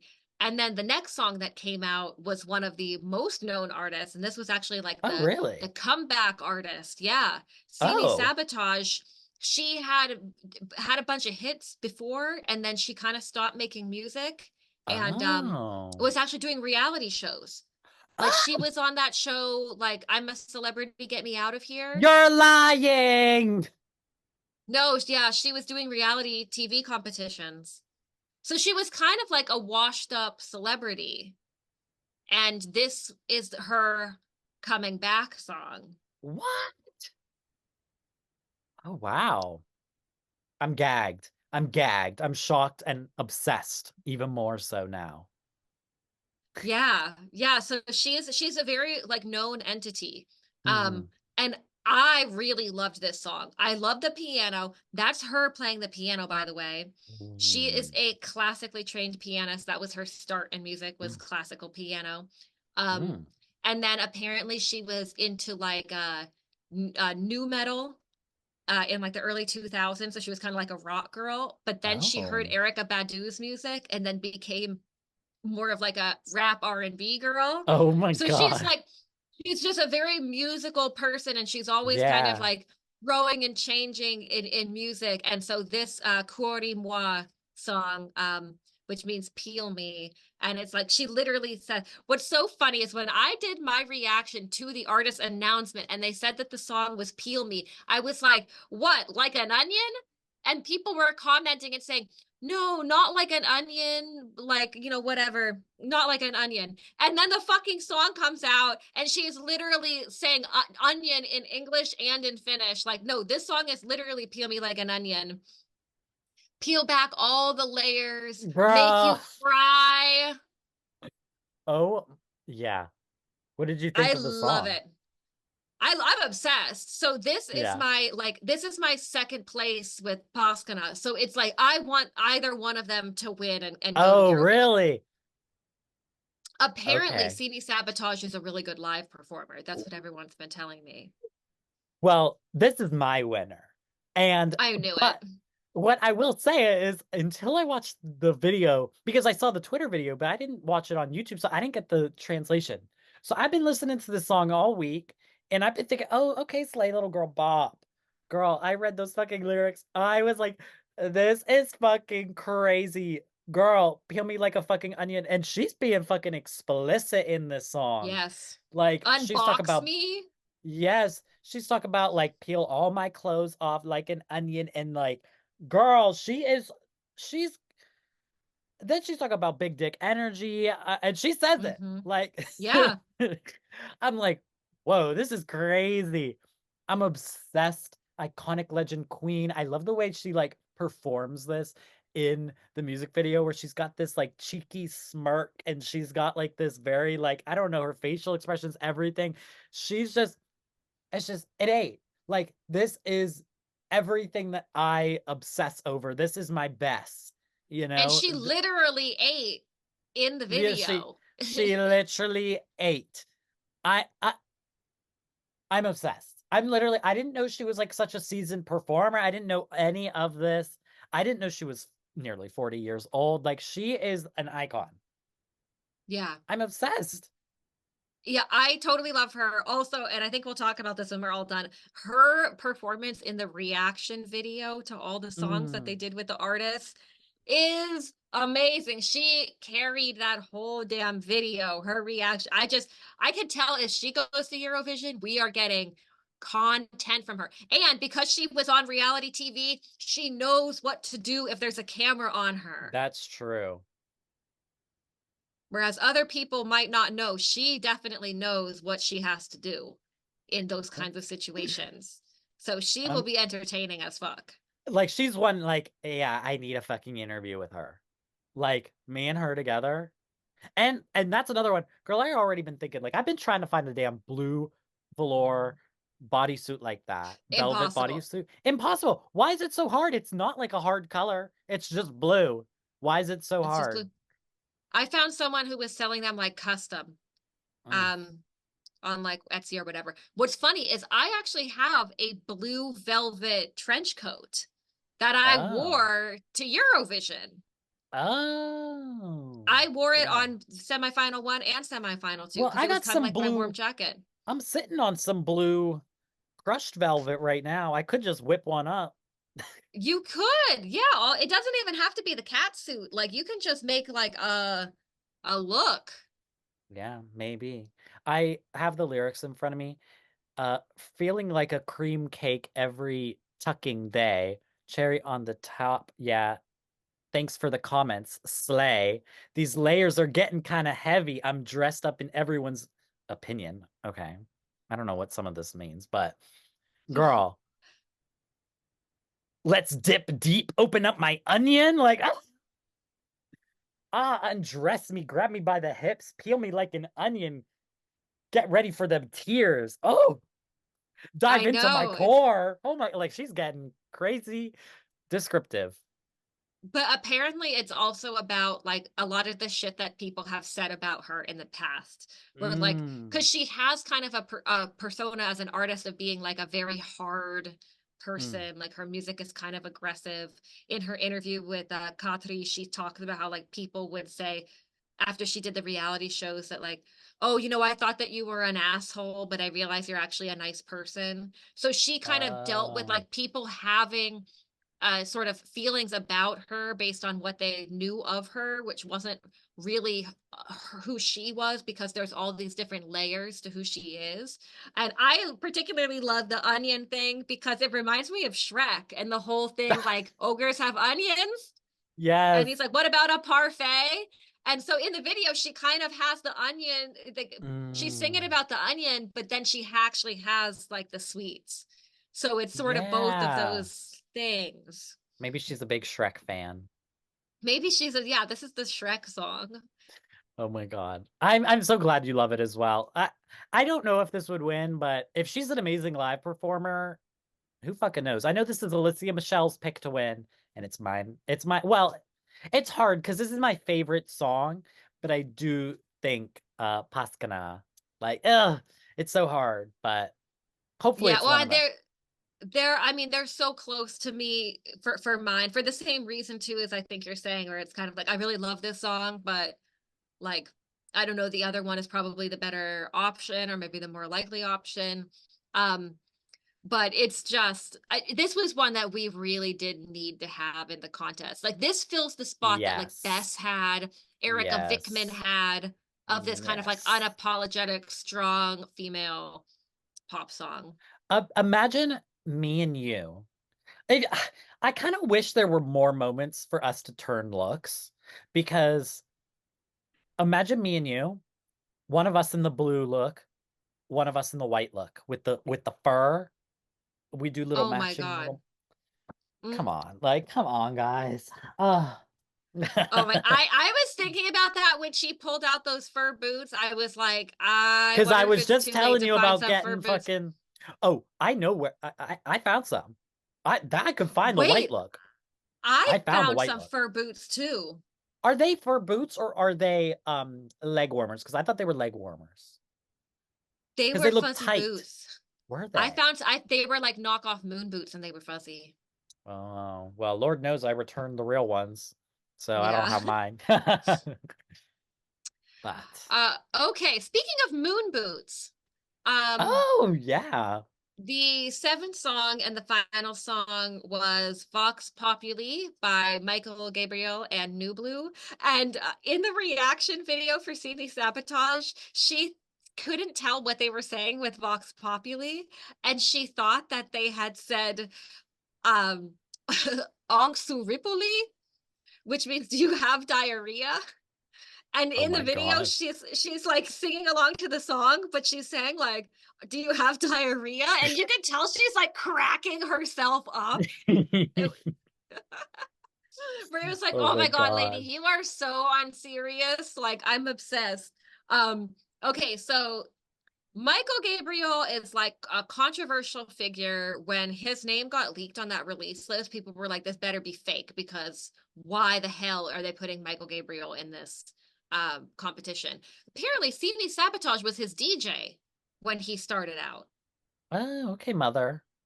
Yeah, so she's literally mother. Um, and then New Blue is actually an Estonian rapper. Oh. So he's rapping in Estonian. And so I had actually heard songs from both of these guys before. And I Mm. liked both of the songs that I had heard from them before. Although I went back to look at the songs that they were, and I realized the songs that I had from them that were saved into my playlist were songs they had been featured artists on. It wasn't their music that I was listening to. It was them featured on other tracks that I liked. And actually, I realized the Michael Gabriel song I had saved, his part of the song I don't like. So I've been gaslighting myself this whole week about like, oh, well, no, I actually do like Michael Gabriel's music because there's that one song that I like. Bitch, I don't like his part of the song. It's the weak part of the song where I'm like, oh, yeah, that's right, this part. Oh. Oh my God. But I just never noticed. So I don't like this one. Yeah. Um, for me, it felt like, and I have said this before, you know, listeners know, there's been a couple times this season where songs have come out and there are songs that do genre mixing, that have a lot of elements, that have thematics or styles that I really like, but put together as a package, I don't like them as a package. Like the Woman's Show was an example of that from Norway, where it's like, wait, well, I like the kind of like Eurodance music and the strong woman theme and the kind of goofy pop song. I like all of those things, but it's not working for me.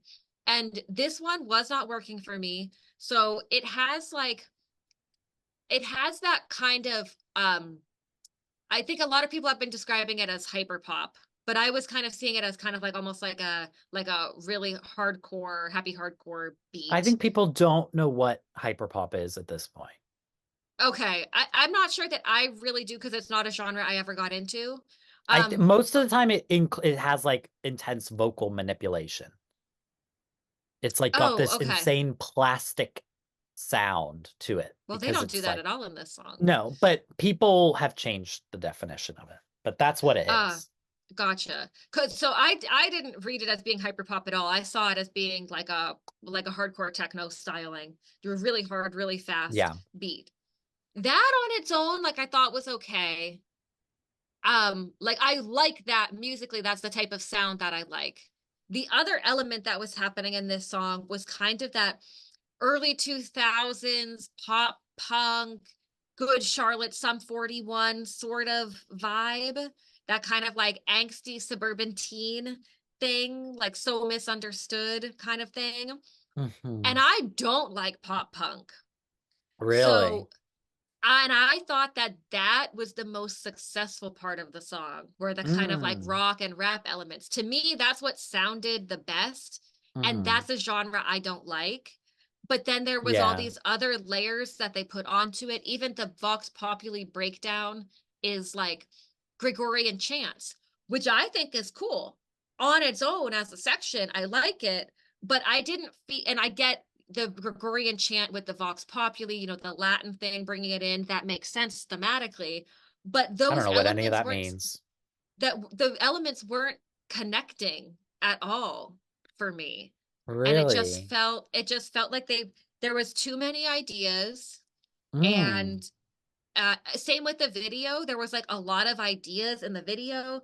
Like they were trying to tell this story, but for me, the story just wasn't hitting. And one of the things I said in my reaction to it was, in all of the other videos, like I wanted to be a part of it. Mm. You know, I wanted to be on the Swan. I wanted to be in the desert dancing with the people in Glow. I wanted to be on the Stairmaster in the sky in Windows 95, man. I did not want to be in this music video. Really? It was like that.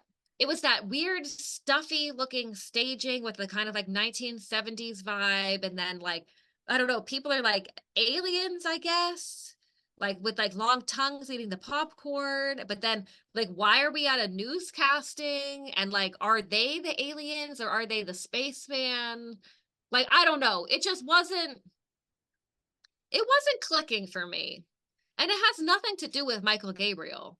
And I was actually getting really pissed off because I had people on my reaction video. And like, if you watch my reactions, you know that my reaction style is like, I try to find the things that I like that I think are good. If there's elements that I don't like, I'll say that there's elements that I don't like. But I always try to find the things that are good about a song, which I did for this song. And I had people saying to me, say the real reason why you don't like it. You know about the Putin tattoo. And it's like, yes, I know about the Putin tattoo. But if the song was a banger, I'd say the song is a banger. And like perfect example of that is ask me about any song that fucking 𝗲𝗏𝘆 has put out. Do you know Sugar was in my top 10? The song he did for the Lucky One. 𝗲𝗏𝘆, the 𝗲𝗏𝘆 song, absolute banger. I think 𝗲𝗏𝘆 is a piece of shit, but he's really good at making music, and he makes songs for his that own I like. music. Except for his own music for whatever reason. But I genuinely just, of all the songs, I like this one the least, and it's my last place. Really?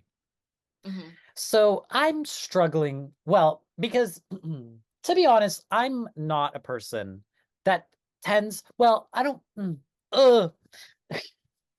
I very much am influenced by how much I dislike a person. If I really don't like a person, like I'm gonna really not like your song most of the time. And so I went into this fully like expecting to hate this. And I'm really struggling because I really, really like this entry a lot. Like I really actually could see this one winning. Because I think I didn't feel disconnected through all the elements. I thought it was like the right amount of chaos. Whereas with like Windows 95, man, that was like so chaotic. It felt so unserious and stupid in a good way. In a good way as well. But like this one, it all worked for me. To me, this one, I don't know. It felt like the right amount of chaos. And like all these crazy things put together. I felt like they just did it really, really well to where it all worked for me. And nothing felt disconnected for me. And it still felt like a very radio friendly song. That it has been charting really well. So I guess it works in that way. But he's really famous. So he's already destined to have that happen. Yeah. Cause like even last year, what was his name? Robin. Robin Pakulin. Yeah. He's like one of the biggest stars in Finland. And he flopped. Like he flopped in the results, but it was charting pretty well. So like, but I love the video. Like I really did. I love a spacey vibe.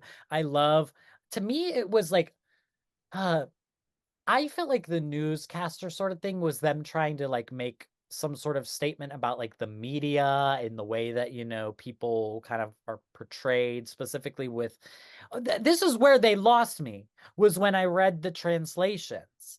And I was like, the lyrics are so bad. So I don't like this vibe, because I don't like this idea of like, oh, it's almost like we will not be silenced by these woke people. Like I don't like, I was literally getting so mad today talking to my coworkers about like, damn, about Mr. Beast. Like, I just don't like these like men. I don't like these men. Yeah. I don't like these men that are like meninist, like feeling like they're oppressed. Like, you're not oppressed. You're doing just fine. You're good. Like, the whole world still is created for you guys to succeed. Stop acting like, because you see woke Twitter and you think woke Twitter is the fucking world. The world is still, you're still white men. Y'all still like, y'all On still got top. it all built for you. So stop with all that. Stop acting like you're oppressed for being a white man. Yeah, totally. So there's a part of the song where he says something about like, you all act like lions, but you're all bleeding like sheep.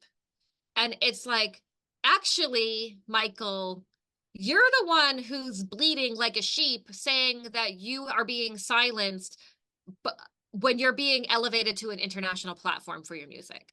Shut the fuck Yeah. up. Also, I absolutely hate the everyone's opinion is equally wrong. That is not true. There are people whose opinions are wrong. And that is a completely thought terminating statement to just say, well, everyone's opinion is equally wrong, or everyone's opinion is equally right. Everyone's entitled to their own opinion. It's like, you're entitled to your own opinion, but I'm also entitled to think that you're an asshole. Yeah.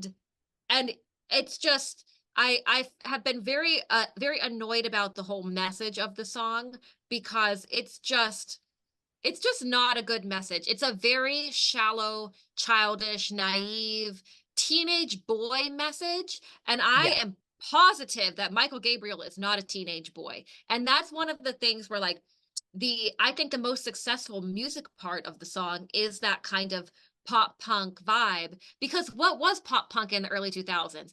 It was a bunch of white boys with everything going for them, bitching and complaining through their stupid songs, trying to be edgy, and really they're just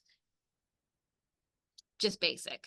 So that's what it felt like for me. It's just, I have too many, like, there's just, it was so hard for me to find things that I liked about this one, because there were just too many elements that I just felt were so off-putting. Also, like, both of these guys just do not seem like people. Like I said, I don't want to be in the music video. I don't want to be hanging out with them. I grew up in a college town. They remind me of the guys that like weren't in the frat, but like hung out at the frat, because that's like where people were drinking and they could pick up girls, kind of a Yeah. thing. Yeah. They're fratty, but they weren't able to rush into the frat. For American listeners, or you might know what I mean about that, but like, yeah, I spent too much time around people like Michael Gabriel when I was growing up, that I just immediately was so put off by him, even if I hadn't known anything about his controversies. Yeah. I think this, I also just don't like, I feel like I would not want to see something like this sent to Eurovision, because there's so much, this is such a like, I don't know, not to be like dramatic, but this is like such a moment in history where stuff like this is actually like low-key kind of dangerous, because people like Andrew Tate existing and Yeah. all these people that are like all these men that are out here trying to push this narrative of like you're being attacked, you are under attack. And why it's extra dangerous is because they still have the privilege and the support of the world and of the of everything to still be able to oppress other people with that. So while you have people who have been oppressed from the dawn of time still fighting for their rights, the moment these people and all it is those people that have been being oppressed by the white man finally getting a little bit of something, a little something to grab onto. And now oh my God, the white man is losing his grip over these people. So now all of a sudden, oh my God, I have nothing. I've lost everything. I've lost all the power I have over these people, even though the entire basis of what, like, well, as an American, of this entire fucking country is built upon, like, y'all have all that going for you still, and now you're gonna pretend like you're oppressed. Now you're gonna pretend like you have all this going against you, and you're gonna use that to beat those people down again, even more It's so. actually, it's like a fear of equality, which is kind Yeah. of ironic, because the whole message supposedly of the song is that like actually we are all equal, except that's not really the message of the song, is that we're all equal. And this is something that's called the paradox of tolerance, where Mhm. if you're always tolerant of everything, actually what ends up succeeding in the end is the bad ideas and the evil people. Mm. So I think that I will be so pissed if I spend thousands of dollars to go to Finland to watch Michael Gabriel win UMK with this Yeah. song. I will never forgive Finland if they Yeah. send this song to Because this is Eurovision. not what UMK and 𝗬𝗍 and this is not what they stand for. I'm actually like shocked that they put this through. I don't even want to know what didn't get in because this song got in. Yeah. But I do I'm love the sure there were. song. Like that's See, the that's the thing struggle is I'm I don't. having. I really do love it. I love the song, but I think it helps that I can't understand it. So I love the beat. I love the Mhm. Finnish and I guess Estonian language. Like I love all of that. So like that's what makes me nervous too. Is it like like people even like me that have these views and like when I know the translation and everything like that, but it's like, ugh. I mean, I guess Finnish people will be voting. I'm hoping that he's popular, but I'm hoping there's enough people that also don't like that message that like Mhm. it balances out, but like I don't know. Mm. The only thing that really saves it for me is that because of 𝗤𝗍𝗆 reaction where she says 𝗥𝗲𝗆𝗆, do you have diarrhea? Now I just hear the 𝗤𝗆𝗆 part as do you have diarrhea? And so like that makes it a little more bearable for me just because I think it's so funny the way that she did that. It's I love that she just kind of spilled. hilarious. Like she's right, they are shit. Yeah. Yeah, she really did. She really did. Although she loves Michael Gabriel because she was his DJ, so Oh, well. yeah. But I don't know, but well, we don't have I don't have to include this, but 𝗤𝗎's one of the people that was like pro-Palestine, anti-Israel being in Eurovision. Yeah, she said that if she wins, she'll have to consider Yeah. And I feel whether like or I not don't she know, wants I to do just don't it. get the vibes from those guys that they feel that way. So Definitely not. They wouldn't give a fuck. They wouldn't give a fuck. I'd be shocked. That in fact, if he wanted to totally fix his reputation, he would turn it down if he won. Okay. Well, But yeah, generally speaking though, I'm very happy about this. I can't wait to see the rest of everything as far as the stage performance and whatever else like other content that they give us because I'm guessing they yeah. are going to give us some more content in the lead up in the next few weeks. They did put out the reaction video and unfortunately they cut 3 minutes off of the video. So Mm. last year's reaction was 8 minutes long and this one's only 5. Oh. So like, did you watch it, their reaction I did video? watch it. Maybe it's just because they all seemed kind of boring, except for 𝗤𝗎.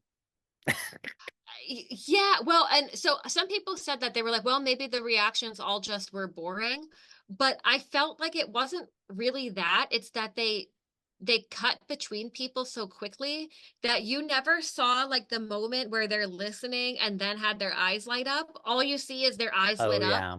and then they're gone. So you Mhm. never were part of the journey. And I think people who watch reaction videos know that like part of the enjoyment of the reaction is kind of the part where people are silent and listening and then they say something. Yeah. Because it also felt too like I didn't feel like the reaction that they were showing us matched up with the part of the song that they Oh were no, showing yeah. us at all. So something about it just felt like I don't, it didn't feel, it did not have the same magic as last year's, unfortunately. It didn't, but hopefully I mean, it's so clear based off of the music videos and everything, they're going above and beyond with production and everything like that. So I'm so excited to see the live show. I'm so excited to see, I mean, because we don't have confirmed as like who's the interval acts and stuff like that, right? Yeah. So like, I'm excited to see what they're doing at that. Like, they're going above and beyond because they've never had it in this venue, right? This No, is they've like, never had it. They've they've never never had had it it be there. this huge, big thing like this, right? But, but back in December, 𝗬𝗍 did a little test run. They had this TV show, and it was one of these TV shows where it's like people will come, like celebrities will come on, and then they'll have a band perform the people's favorite songs, and then everyone on the panel has to guess whose song was performed. Mm-hmm. They did that at the Nokia Arena. And it was like the whole arena was full. They had a big ass stage. They had all this extra shit hanging from the ceiling. It was this huge production. It had a live band. So that's an element that we don't even get. So they managed to pull off a live band performance in the arena on television. And honestly, when I watched this thing, you could tell they were testing camera angles because some of the camera angles didn't make any damn sense for what they were showing. And it was like, oh, well, they just wanted to test the fly cam because there's no reason for them to be doing the fly cam right now. They could just have a static camera. But you could see that that was their trial run. They were testing things out to make sure that they don't have issues when it comes to the live show next month. I'm excited.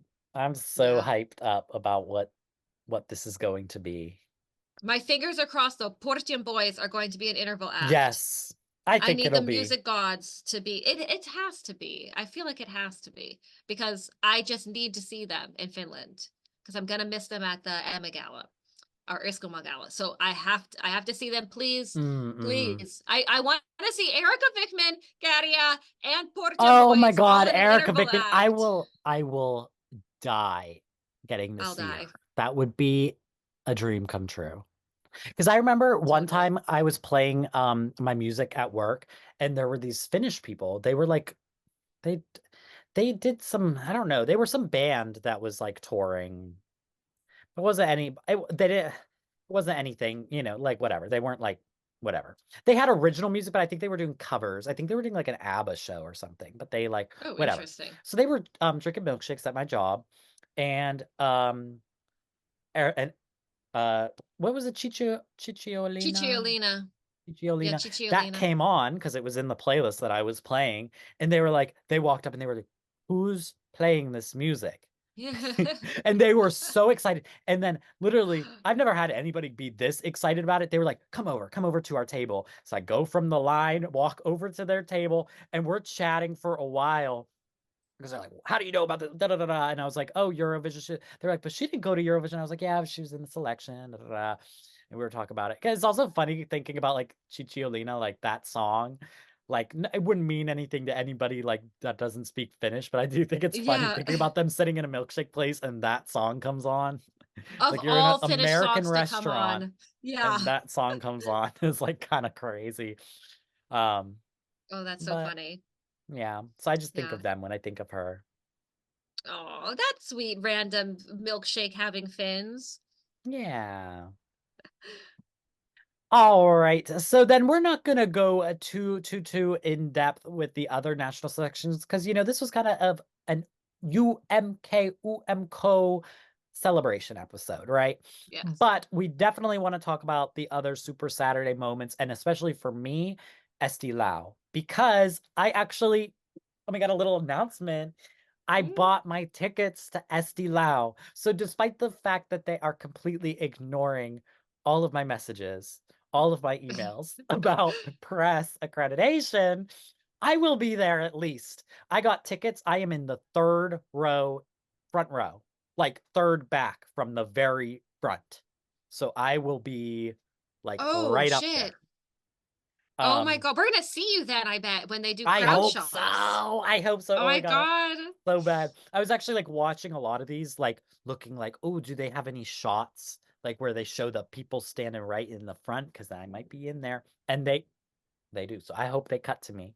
But yeah, so I'm very, very excited. Anybody who's going to Eesti Laul, let me know. I'll be there. Hey.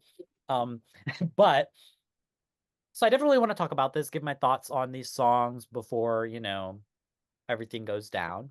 But we're only gonna like highlight, you know, certain ones that I really liked. So the main bitch I cared about in this, the only one I really cared about was the drug song, right? Yeah. This one is my winner, and to me, I'm not gonna lie, as of right now, this is still my winner of the season. This is still my favorite song I have heard.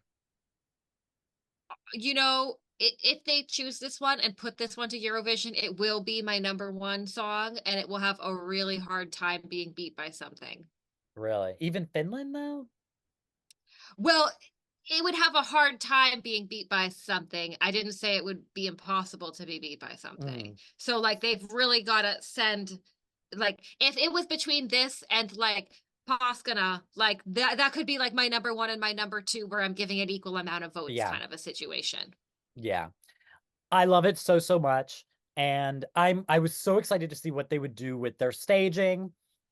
A little let down with what they did, I suppose. At the beginning, I didn't actually mind the ending aspect of it, but it was very chaotic and messy in the beginning. And I'm assuming that was purposeful because it like cleaned up. Like suddenly they were all going different ways and it was very weird. And then all of a sudden they were all in sync doing the little dance. Yeah. Ooh. Oh So yeah. I know that was purposeful because of that, but it didn't work.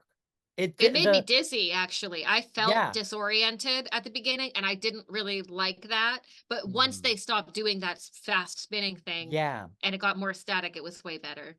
And the issue with the spinning thing was they weren't keeping up with the camera. So the camera was not sometimes not on anybody.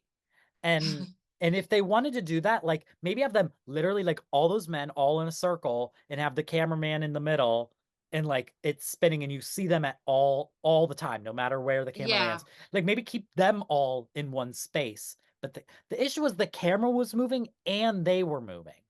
It should have Yeah, it's a only been lot. one of them. Um, so they need to refine that. They need to fix that. But I still feel like this could be Estonia's 𝗬𝗏𝘆 or however you say that. Totally. This I is think it like has a the lot of moment. similarities. Yeah. Tons.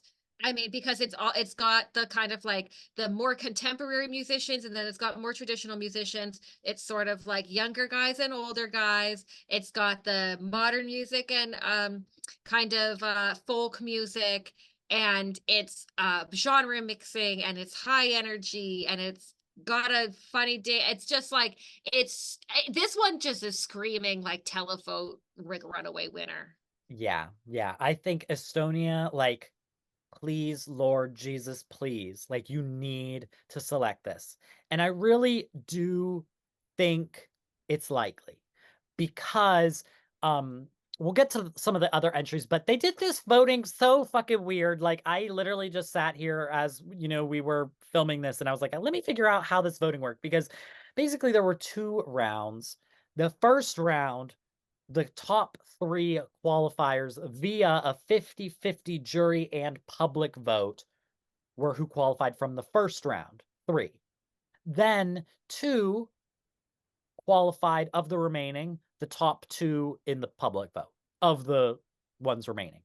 So they qualified with the jury aspect, which would be the concern, I suppose, because this one is like charting. This one's like #1 in Estonia. Yeah.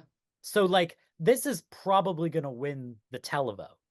So it comes down to how like the jury putting it into that final three super final. And if they make that when they make that into the final three super final, I think they'll win.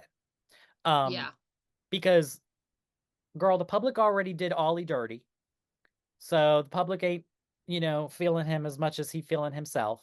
Um, I'm with but the public, Estonian public on that one for once. yeah, so we can talk about his song.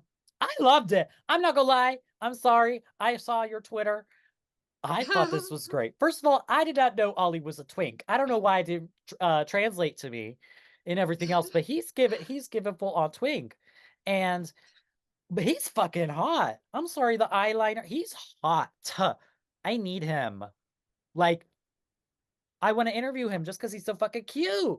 Oh my And God. I thought to be honest, like I haven't really like listened to the studio track, so I don't know if it's like this, but like the piano moment, that's not the same as the studio track, right? Like, and I thought it was so well done. I thought it like really added a lot of levels. Whereas when I first like reacted to this song, it was just sound to me.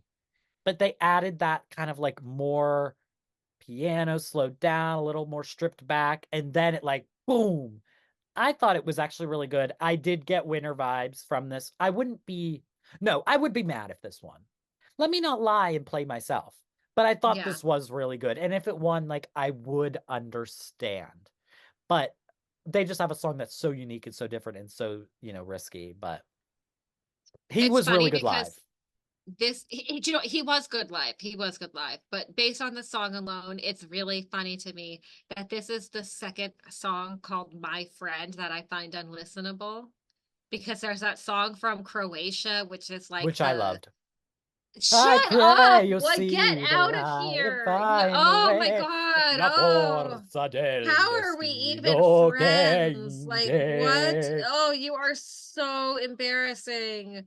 That is the most embarrassing fucking off Broadway fucking community theater ass shit. I hate that song. I hate that song. And it's like It's their best result ever. yeah. Yeah. But I hate it or I love it in a hate way. You know what I mean? No. Oh my God. So you weren't feeling this one? I wasn't feeling it. And do you know what's really funny is when I was watching this show, the first like 5 or 6 songs, I really liked everything other than 𝗬🆽. I loved No Dog on a Leash.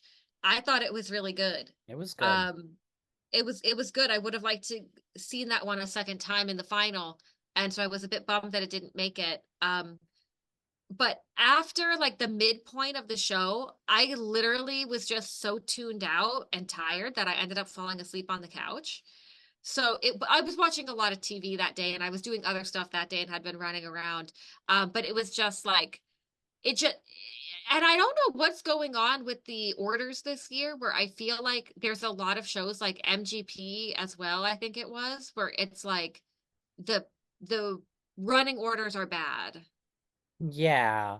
This one also just had too many songs. I mean, 15 songs is a lot of songs, and most of them weren't good.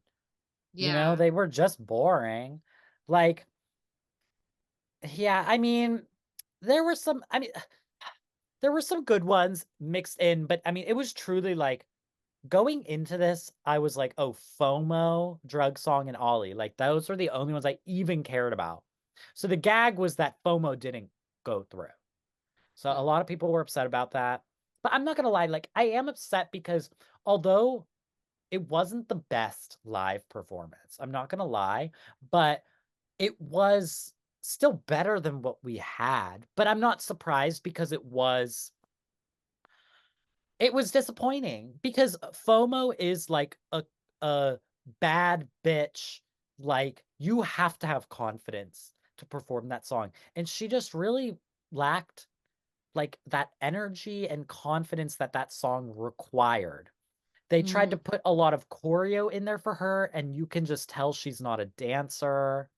I wish Her people would stop doing that to artists. It's so unfair. Yeah. Don't make singers dance if they're not dancers. Yeah. What she needed voguing. She needed to stand there and serve, and she needed dancers that knew how to dance to vogue around Mm. her and pose and give this energy and this confidence and this slay. This had none of that. And her vocal was pretty weak too. It was lacking a lot of power. Um, it needed more strobe lights. It just needed something. So I wasn't actually shocked that this didn't qualify despite it being such a good song. I will say, one song that shocked me was Cartoon's song, with 𝗍𝗏𝘅, Oblivion. Horrible. It shocked me in a really, really bad way. So I don't know if you remember this one. They had masks on. It was these weird people in black morph suits with masks of 𝗍𝗏𝘅 dancing around him. It was actually some of the eh, I was actually so gagged and shocked that they even put this because Cartoon, first of all, Cartoon makes royalty-free music. I just want actually, I'm not saying that as an insult. They make royalty-free music. If you go onto Oh, wow. no copyright sounds or no copyright songs or no copyright sounds. They do all, it's all royalty-free music. Cartoon runs that shit. Okay, it's all Cartoon. Wow. Cartoon is, because Cartoon's like a DJ though, so it's all like, it's all music without lyrics for the most part. Good DJ. What the fuck was this? But they had an entry a few years ago in Eesti Laul. That was that one that had that crazy staging, some of the best staging I've ever seen in the Eurovision universe, where it was the CGI dancer, and it was all the CGI dancer, and then at the end of the song they turn the camera around and you see the dancer with that, like those like black suits with the white like dots on it that they use. Oh, It was yeah. the most like insane technological craziness I ever saw pulled off live. And this was like the cheapest, worst thing I had ever seen. Like, I was like, where did we fall off with this? I was shocked. The song was not good either, but I was just like, wow, like, this is horrible. This is really horrible. I had a reaction like that to a song in this contest, and that song was Wunderbar by Mhm. Traffic. I was shocked at just how awful and messy this song was. Yeah. I truly hated it. Like, I Yeah. couldn't wait for it to end. It was the staging was also just like a ripoff of so many things that we've seen in the past. Yeah. Like there was just nothing original about it. They even do some crowd shots and the crowd is not feeling it like at all. Like they show like this little boy and he's like you're surprised he doesn't have his Oh my DS out. God. Like It's yeah, I'm so stop with the fucking treadmills. We're done. it's We are we're done done. with It's not treadmills. cool. It's not exciting. And theirs sucked. Theirs were just treadmills y'all bought off fucking Amazon and plopped on that stage. At least when Robin Bankston, his were fucking 80 miles long. Where the fuck you get a treadmill that length? At least they were something cool. It was like a moving runway. These were just like 6 treadmills plopped. And why were they at an angle? I don't, it was just not good. It wasn't good. Horrible. Yeah, Horrible. I actually didn't that one mind the was song, shockingly but bad. what the fuck were they doing? Girl, then I mean, I'm not gonna lie, most of these are not of note. Um, I guess some of the ones that qualified. So we had 𝗂𝗄𝗆 by Peter Poder, and I liked it. It was cool, whatever, like not exciting though. Like I'm shocked that this one, was this one a jury qualifier? No, this was the televote qualifier. Girl, really? So this and Wow. Serotonin by 𝗫𝗏𝗍𝗀. These were the televote qualifiers. Girl, slim pickings. Slim I'm pickings telling with you, these. we cannot trust televoters in Estonia. No, what the hell are y'all doing? Well, I wonder if part of the problem is there's like hardly any people in Estonia as well. So it's Hmm. like the pool of people who are voting is pretty small. Yeah, Um, I have to say though, RIP Laura Pulvedere, here's where I draw the line. yeah, that was, You were amazing. You were the meme queen this year. Um, Never forget her. yes. Rest in peace. I mean, time stopped. She's an icon. Yeah. She's a legend. She actually looked really fucking good. I'm not gonna lie. When I was looking for Eesti Laul outfits, I had a dress like hers saved. It's really cute. Mine looked really cheap, so I'm not gonna buy that one anymore because it would not compare to the Queen. But when I was buying tickets, they said they had a disclaimer that you may get hit with objects or you may get Oh hit my with something and God. you may want to wear like protective eyewear. That's right. Um, You did say that. yeah, so circle back to that because I did say that in an episode, and um, I see why, because she had like water falling and you could get wet, I'm assuming, from that. Um, but she's not going to be in the final, so I don't have to worry about getting wet, I guess. But it only Yeah. said the first 2 rows, and I'm in the third row. So, Ah, so you're safe so anyway. I'm good. Who knows? I don't know. We didn't see the automatic qualifiers perform, so Hmm. um, who knows? And the other song that went through was 𝗍𝗏𝘆's song. 𝗍𝗏𝘆 and the Two Dragons is the band. Hold Me Now. Boring ass song. Boring as fuck. black and white like the whole time. Stupid. I'm not gonna lie, guys. If I wasn't going to Estonia right when Eesti Laul was happening, I would not go. There, Yeah. like, I am truly only going because I will be there, and Yeah. that would be silly for me not to attend. How much did the ticket cost? Well, I got the most expensive ticket. It was like $95 to be almost front Okay. row. That's even more than the UMK tickets front row. I think those ones Yeah. were But 9.89. theirs is general admission, right? No, it's all Oh seated. yeah. Oh, damn. Well, I got scammed by Eesti Laul. Story time. No. I mean, I didn't mind spending it, whatever. I still think it's like a good deal. I mean, Yeah, it's a 4-hour show. You get to see a it's bunch a of once in a people. lifetime, well, once in a year thing. Yeah. Yeah. But, you know, I'm excited to be in Estonia and to be at I'm Eesti so Laul. excited. You know, Yeah. I'm excited about to see. I'm excited to see the gray-haired older woman backing singer. I'm excited. She was Hmm. actually one of Lara's backing singers this year. I'm excited to see her. I already DM'd her on Instagram. I told her I'm going. She's so excited. So I hope we meet. Aw. Um, that's who I care about. That's really cute. Yeah. So that was Eesti Laul. And moving to Norway. Norway was crazy. I actually thought this was a very jam-packed, strong semi. I actually didn't know who was going to go through. Like, whereas the last one, I felt pretty confident in my picks. I actually felt like I really didn't know based on this. And I had some shocks. Like, so for Rita's heartache, I actually thought this was the worst of the night. I Wow. hate to say it. Do you disagree? I didn't understand the styling. Red oversized puffer coat that she immediately took off. Why?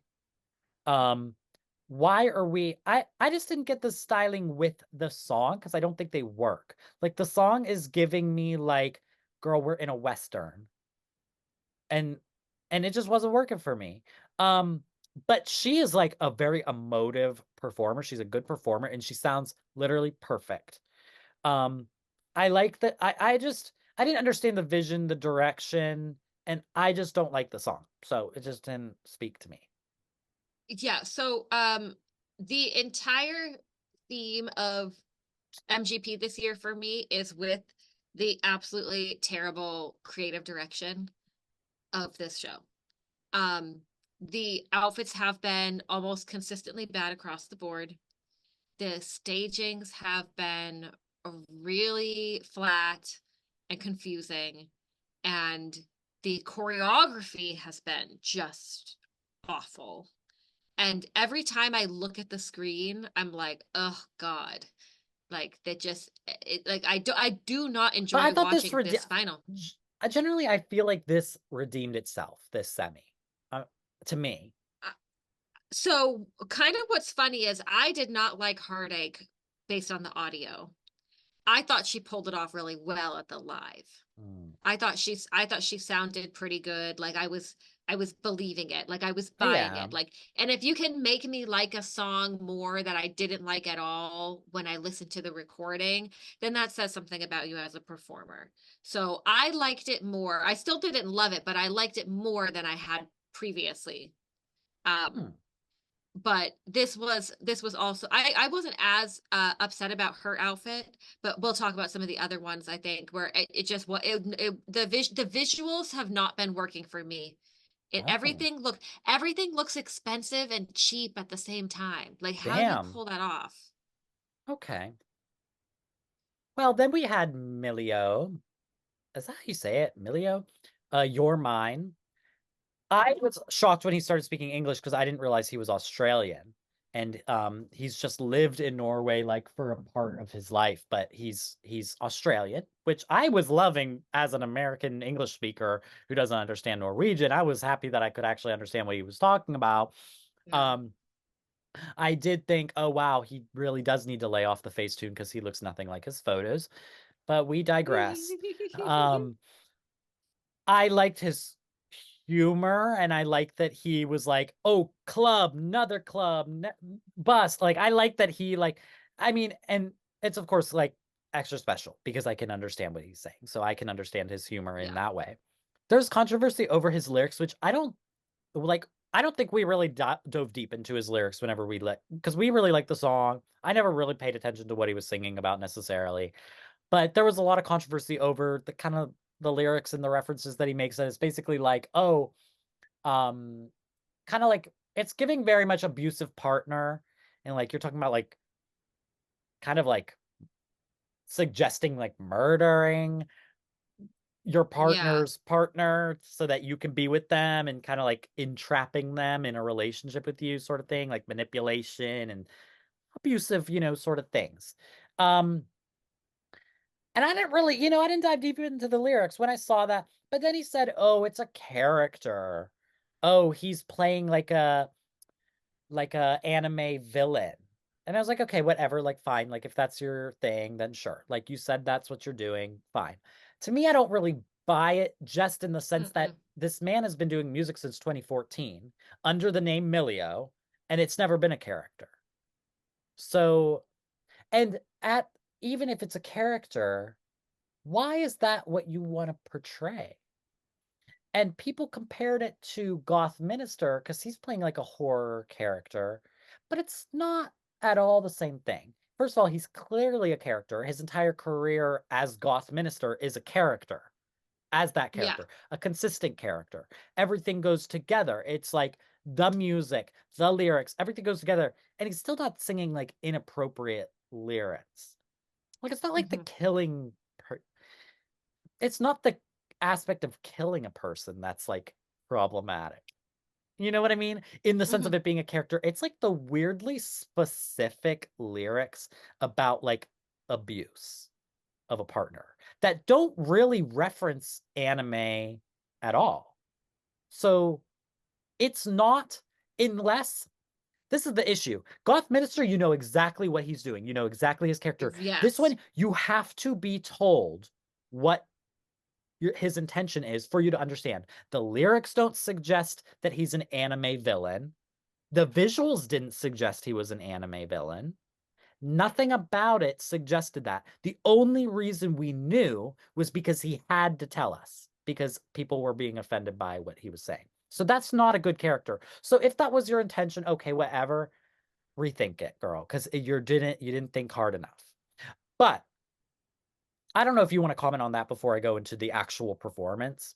Yeah, because I guess I don't know if I was busy that day or something, and I just wasn't like looking on my phone because like I knew that people were reacting really strongly to the lyrics of his song.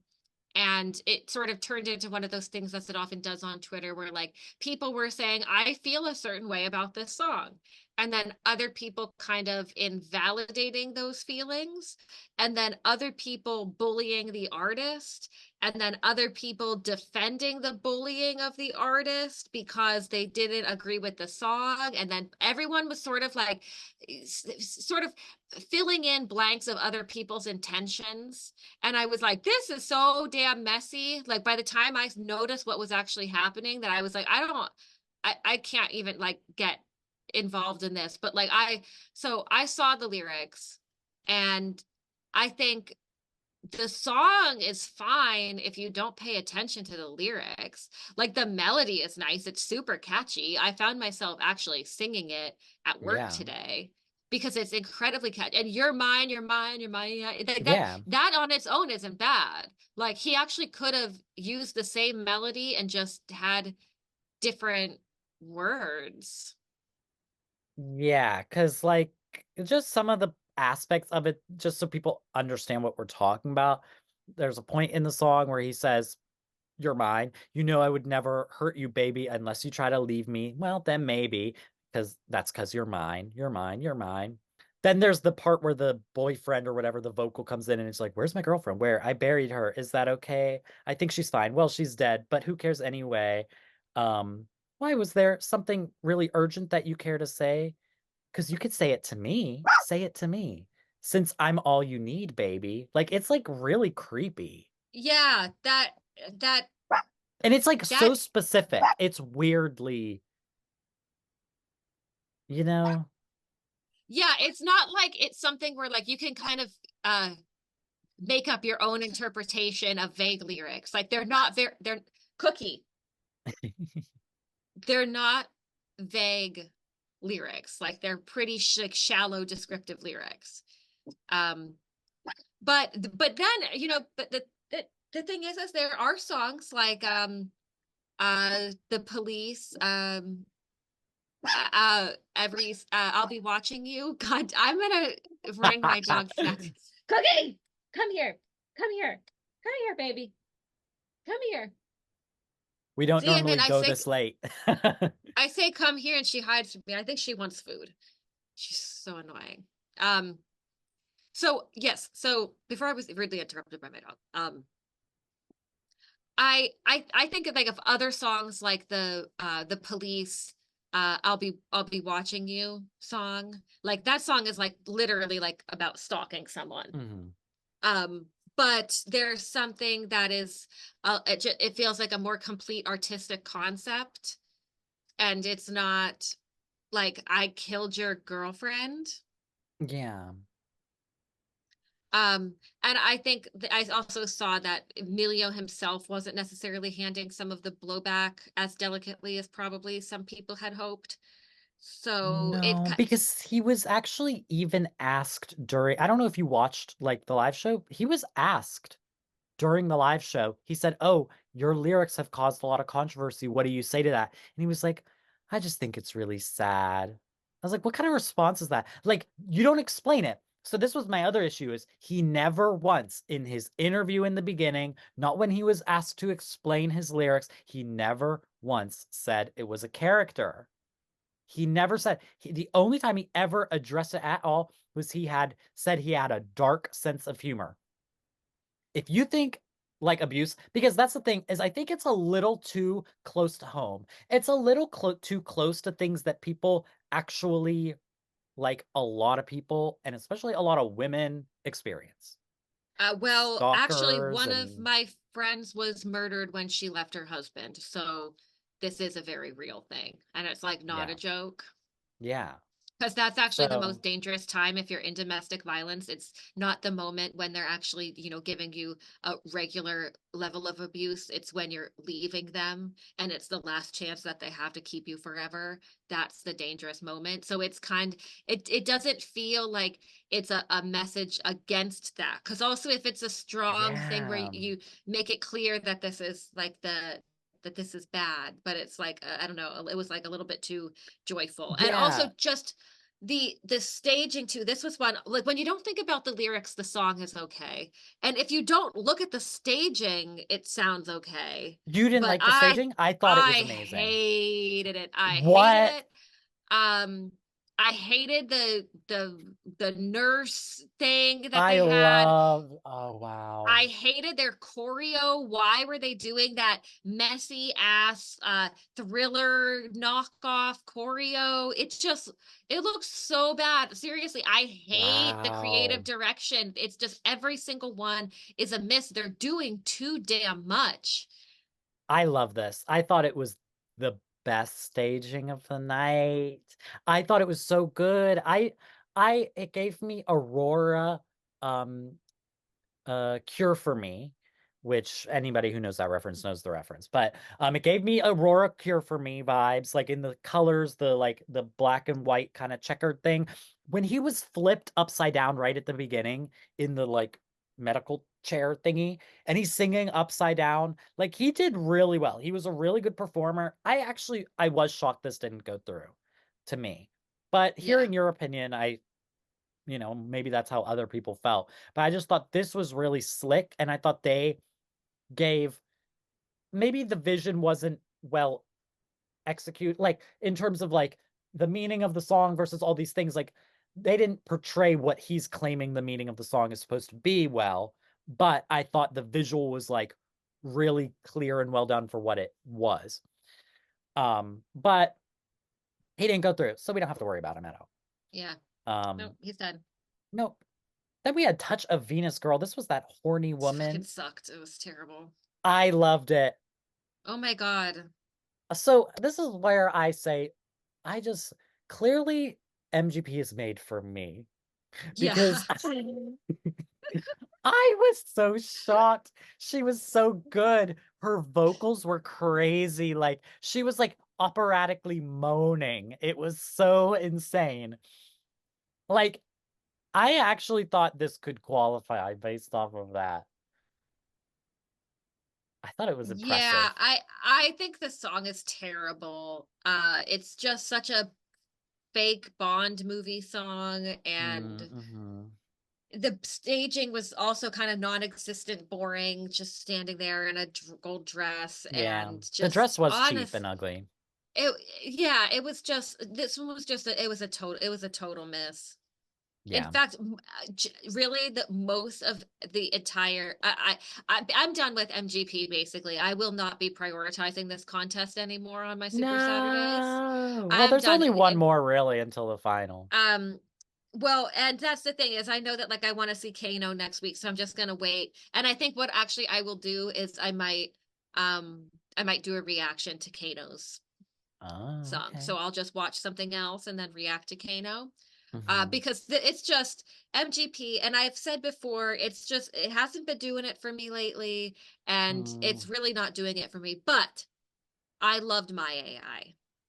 I yeah. really like this song a lot, and I'm glad Erica went through and she gave us that amazing moment of the ugly cry, just Yeah. like the mouth as wide open as could possibly be when she got announced. But I feel very bad for her because she's Yeah. having a little bit of like bullying and some like emotional distress following the semifinal. So I hope Yeah. Erica's doing well. I hope this adult man who did the song with her is giving her some kind of support behind the scenes. And I Yeah. mean, I guess this 𝗤𝗏𝘆 guy, a lot of people said some mean shit about Subwoofer.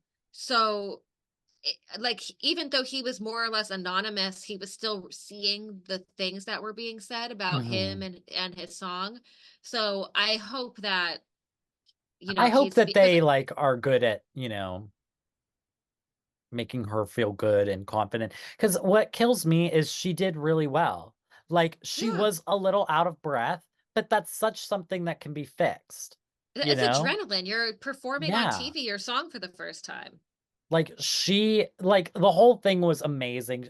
To me, as a my AI stan, I was done proud, you know. And it just sucks to see, people are just really nasty. And it sucks also because, I don't know. Euro fans suck. They suck in many Yeah. ways. We love them. We love y'all.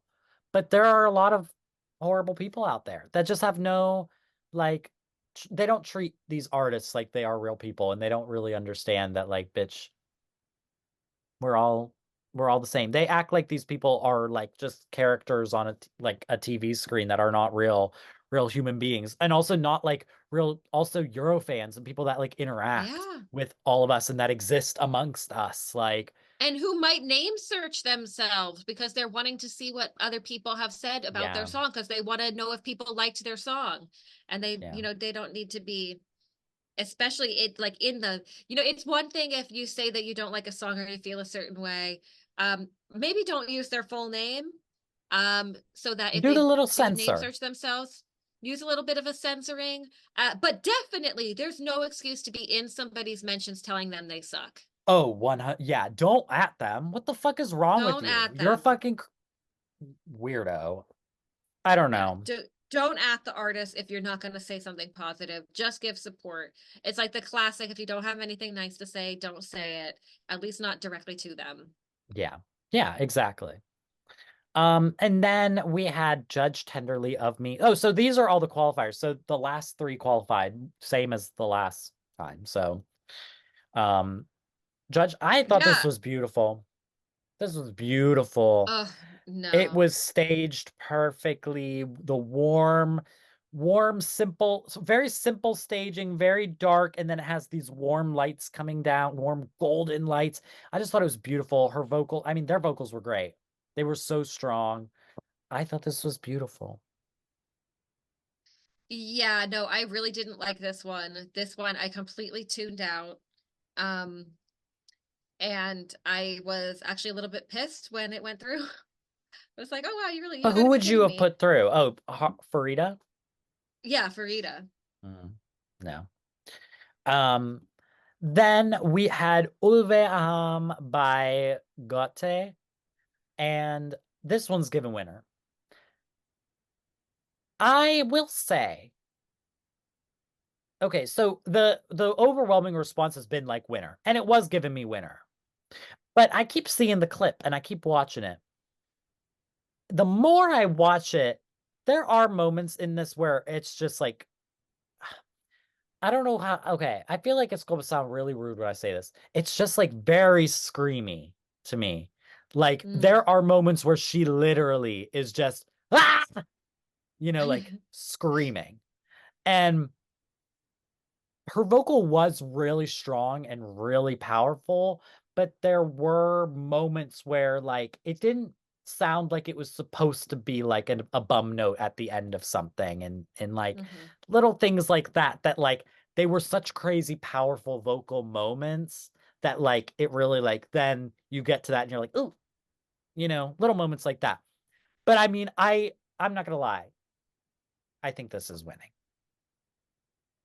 Well, Norway will not be in my top 10 if this is the song that they choose. And I don't think that actually they've got much of a chance of being in my top 10, regardless of which song that they choose this year.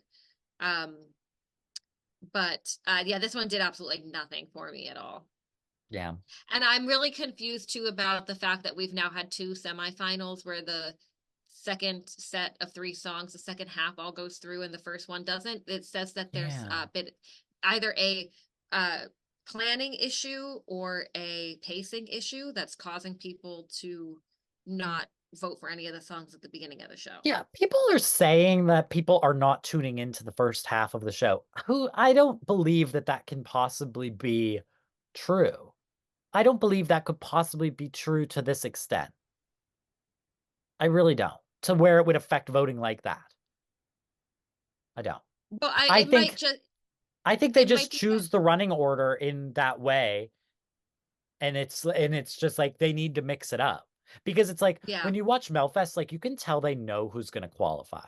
But they do a running order where they at least mix it up. Yeah. This, I feel like they could tell who's qualifying and they put them all at the end. That's not how you should do it. Yeah.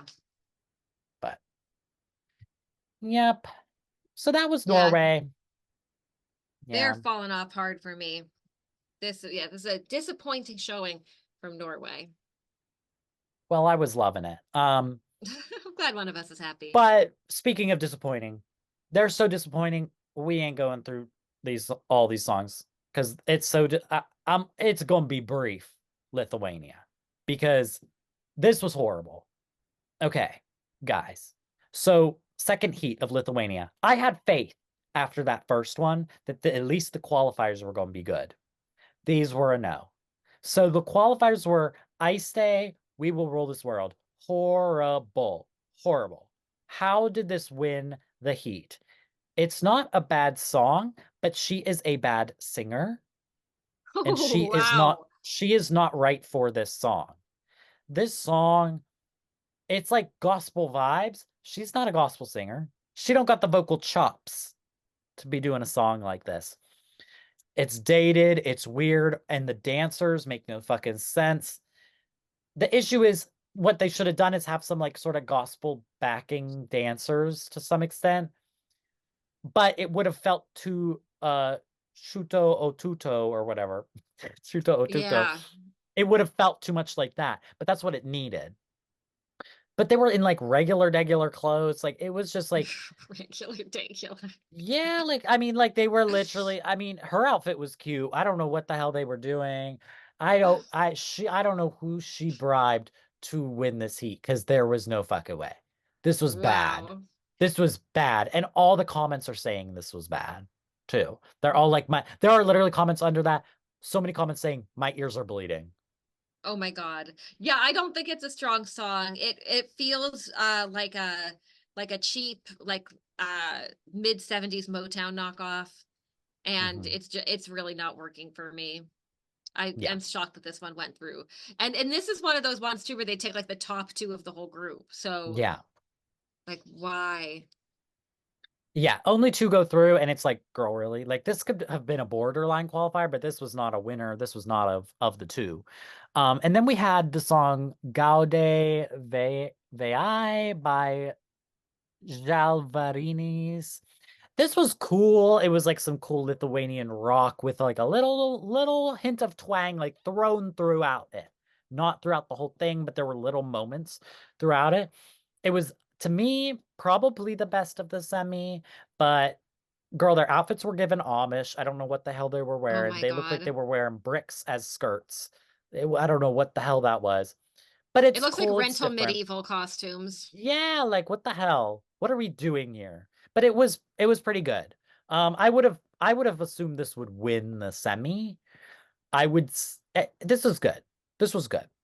Um, yeah, just I mean, fine. Lithuania is not like a hotshot country when it comes to this, really. I guess we're waiting on the Roop, right, to come through. And Yeah, and like obviously Monica. they're gonna be Yeah. a sure qualifier. So, I'll probably watch the final for Lithuania, but I don't know that like I'm gonna prioritize this one in the coming weeks. Yeah. The only other songs I'll just say of note from this was the song Rock My Body by 𝗍𝗍. This was like a fun little girl bop, whatever. It was cute. She was very draggy. She was wearing like this latex bodysuit. It was cute. She ate, but it was very Dua Lipa a few seasons ago. Mm. And then the only other one was like Paula or Urbana. It is what it is. This was pretty cool. Like, I think I would have put this as the second qualifier, like with the rock song. It was cool. It was like all stark cobalt blue, and she was wearing this cobalt blue dress. And it was very cool. It was unique. It was kind of like edgy, and she had perfect vocals. And all the comments were like, how did this not go through? And this came fifth. So Wow. whatever, guys. If you're not watching Lithuania, to be quite honest, you're not missing much. Like, truly. Um, yeah. It was what it was. Womp womp. Womp womp. Yeah. All right. And then, we gotta say our top. Okay. So we're gonna be doing this new Yes. thing. Our top well, it could be Eurovision, but our top song of the week. So I know mine right off the bat. I am obsessed. This is gonna be so random. I'm obsessed with the song I'll Do It, but the sped up version by Heidi Montag. Wow. That is random. So she finally put the sped up version went viral on TikTok, and she finally put it on Spotify. It's been on repeat. She's talking about like eat these panties off of me. I was like, oh my Oh God, my Heidi God. Montag. This is hyperpop. This was hyperpop before it existed. This was back when reality stars couldn't sing, so they were auto-tuning their voice so much that now looking back, this was hyperpop. And it kind of gives with Wow. that perspective. So Oh my God, they were actually literally ahead of their time. literally, yeah. Well, it's funny you mentioned the sped up thing because my girl, Sara Aalto, had just posted a video where she has her song 𝗥𝗶𝗆 sped up. And Oh, she's like walking through the hallways of some building with the sped up version of 𝗥𝗶𝗆. oh my Um, God. so my song is a Sara Aalto song. It is Susta Tule Tati, which means you will Mm. be a star. Ooh. And it's about her growing up in a small town and leaving her small town to like pursue her Mm. dreams. And I am totally fucking obsessed with this song. It is literally like I just discovered it for the first time a few days ago, and it's like my second most listened to song of the year already. What? Um, yeah, literally. So, it is my number one track of 2024. Oh my God. Yes, Is it a I've bop listened or to it is it a seven. ballad? It's Or like it's like in the middle? It's kind of like, I feel like maybe her style is sort of like power ballad, Yeah. kind Like of. it's not It's like like, a ballad, boring ballad, but it's not boring, but it's not upbeat either. like is it in the same realm as Yeah, Pascana? it's in the same realm as Paskana. Um, yeah, I have listened to 𝗫 𝗫𝗏𝗃 74 times. I've What? listened Oh to, my yeah, God. That's a there I lot.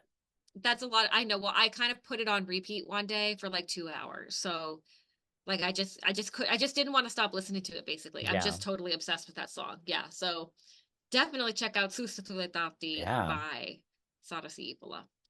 Yes, I will.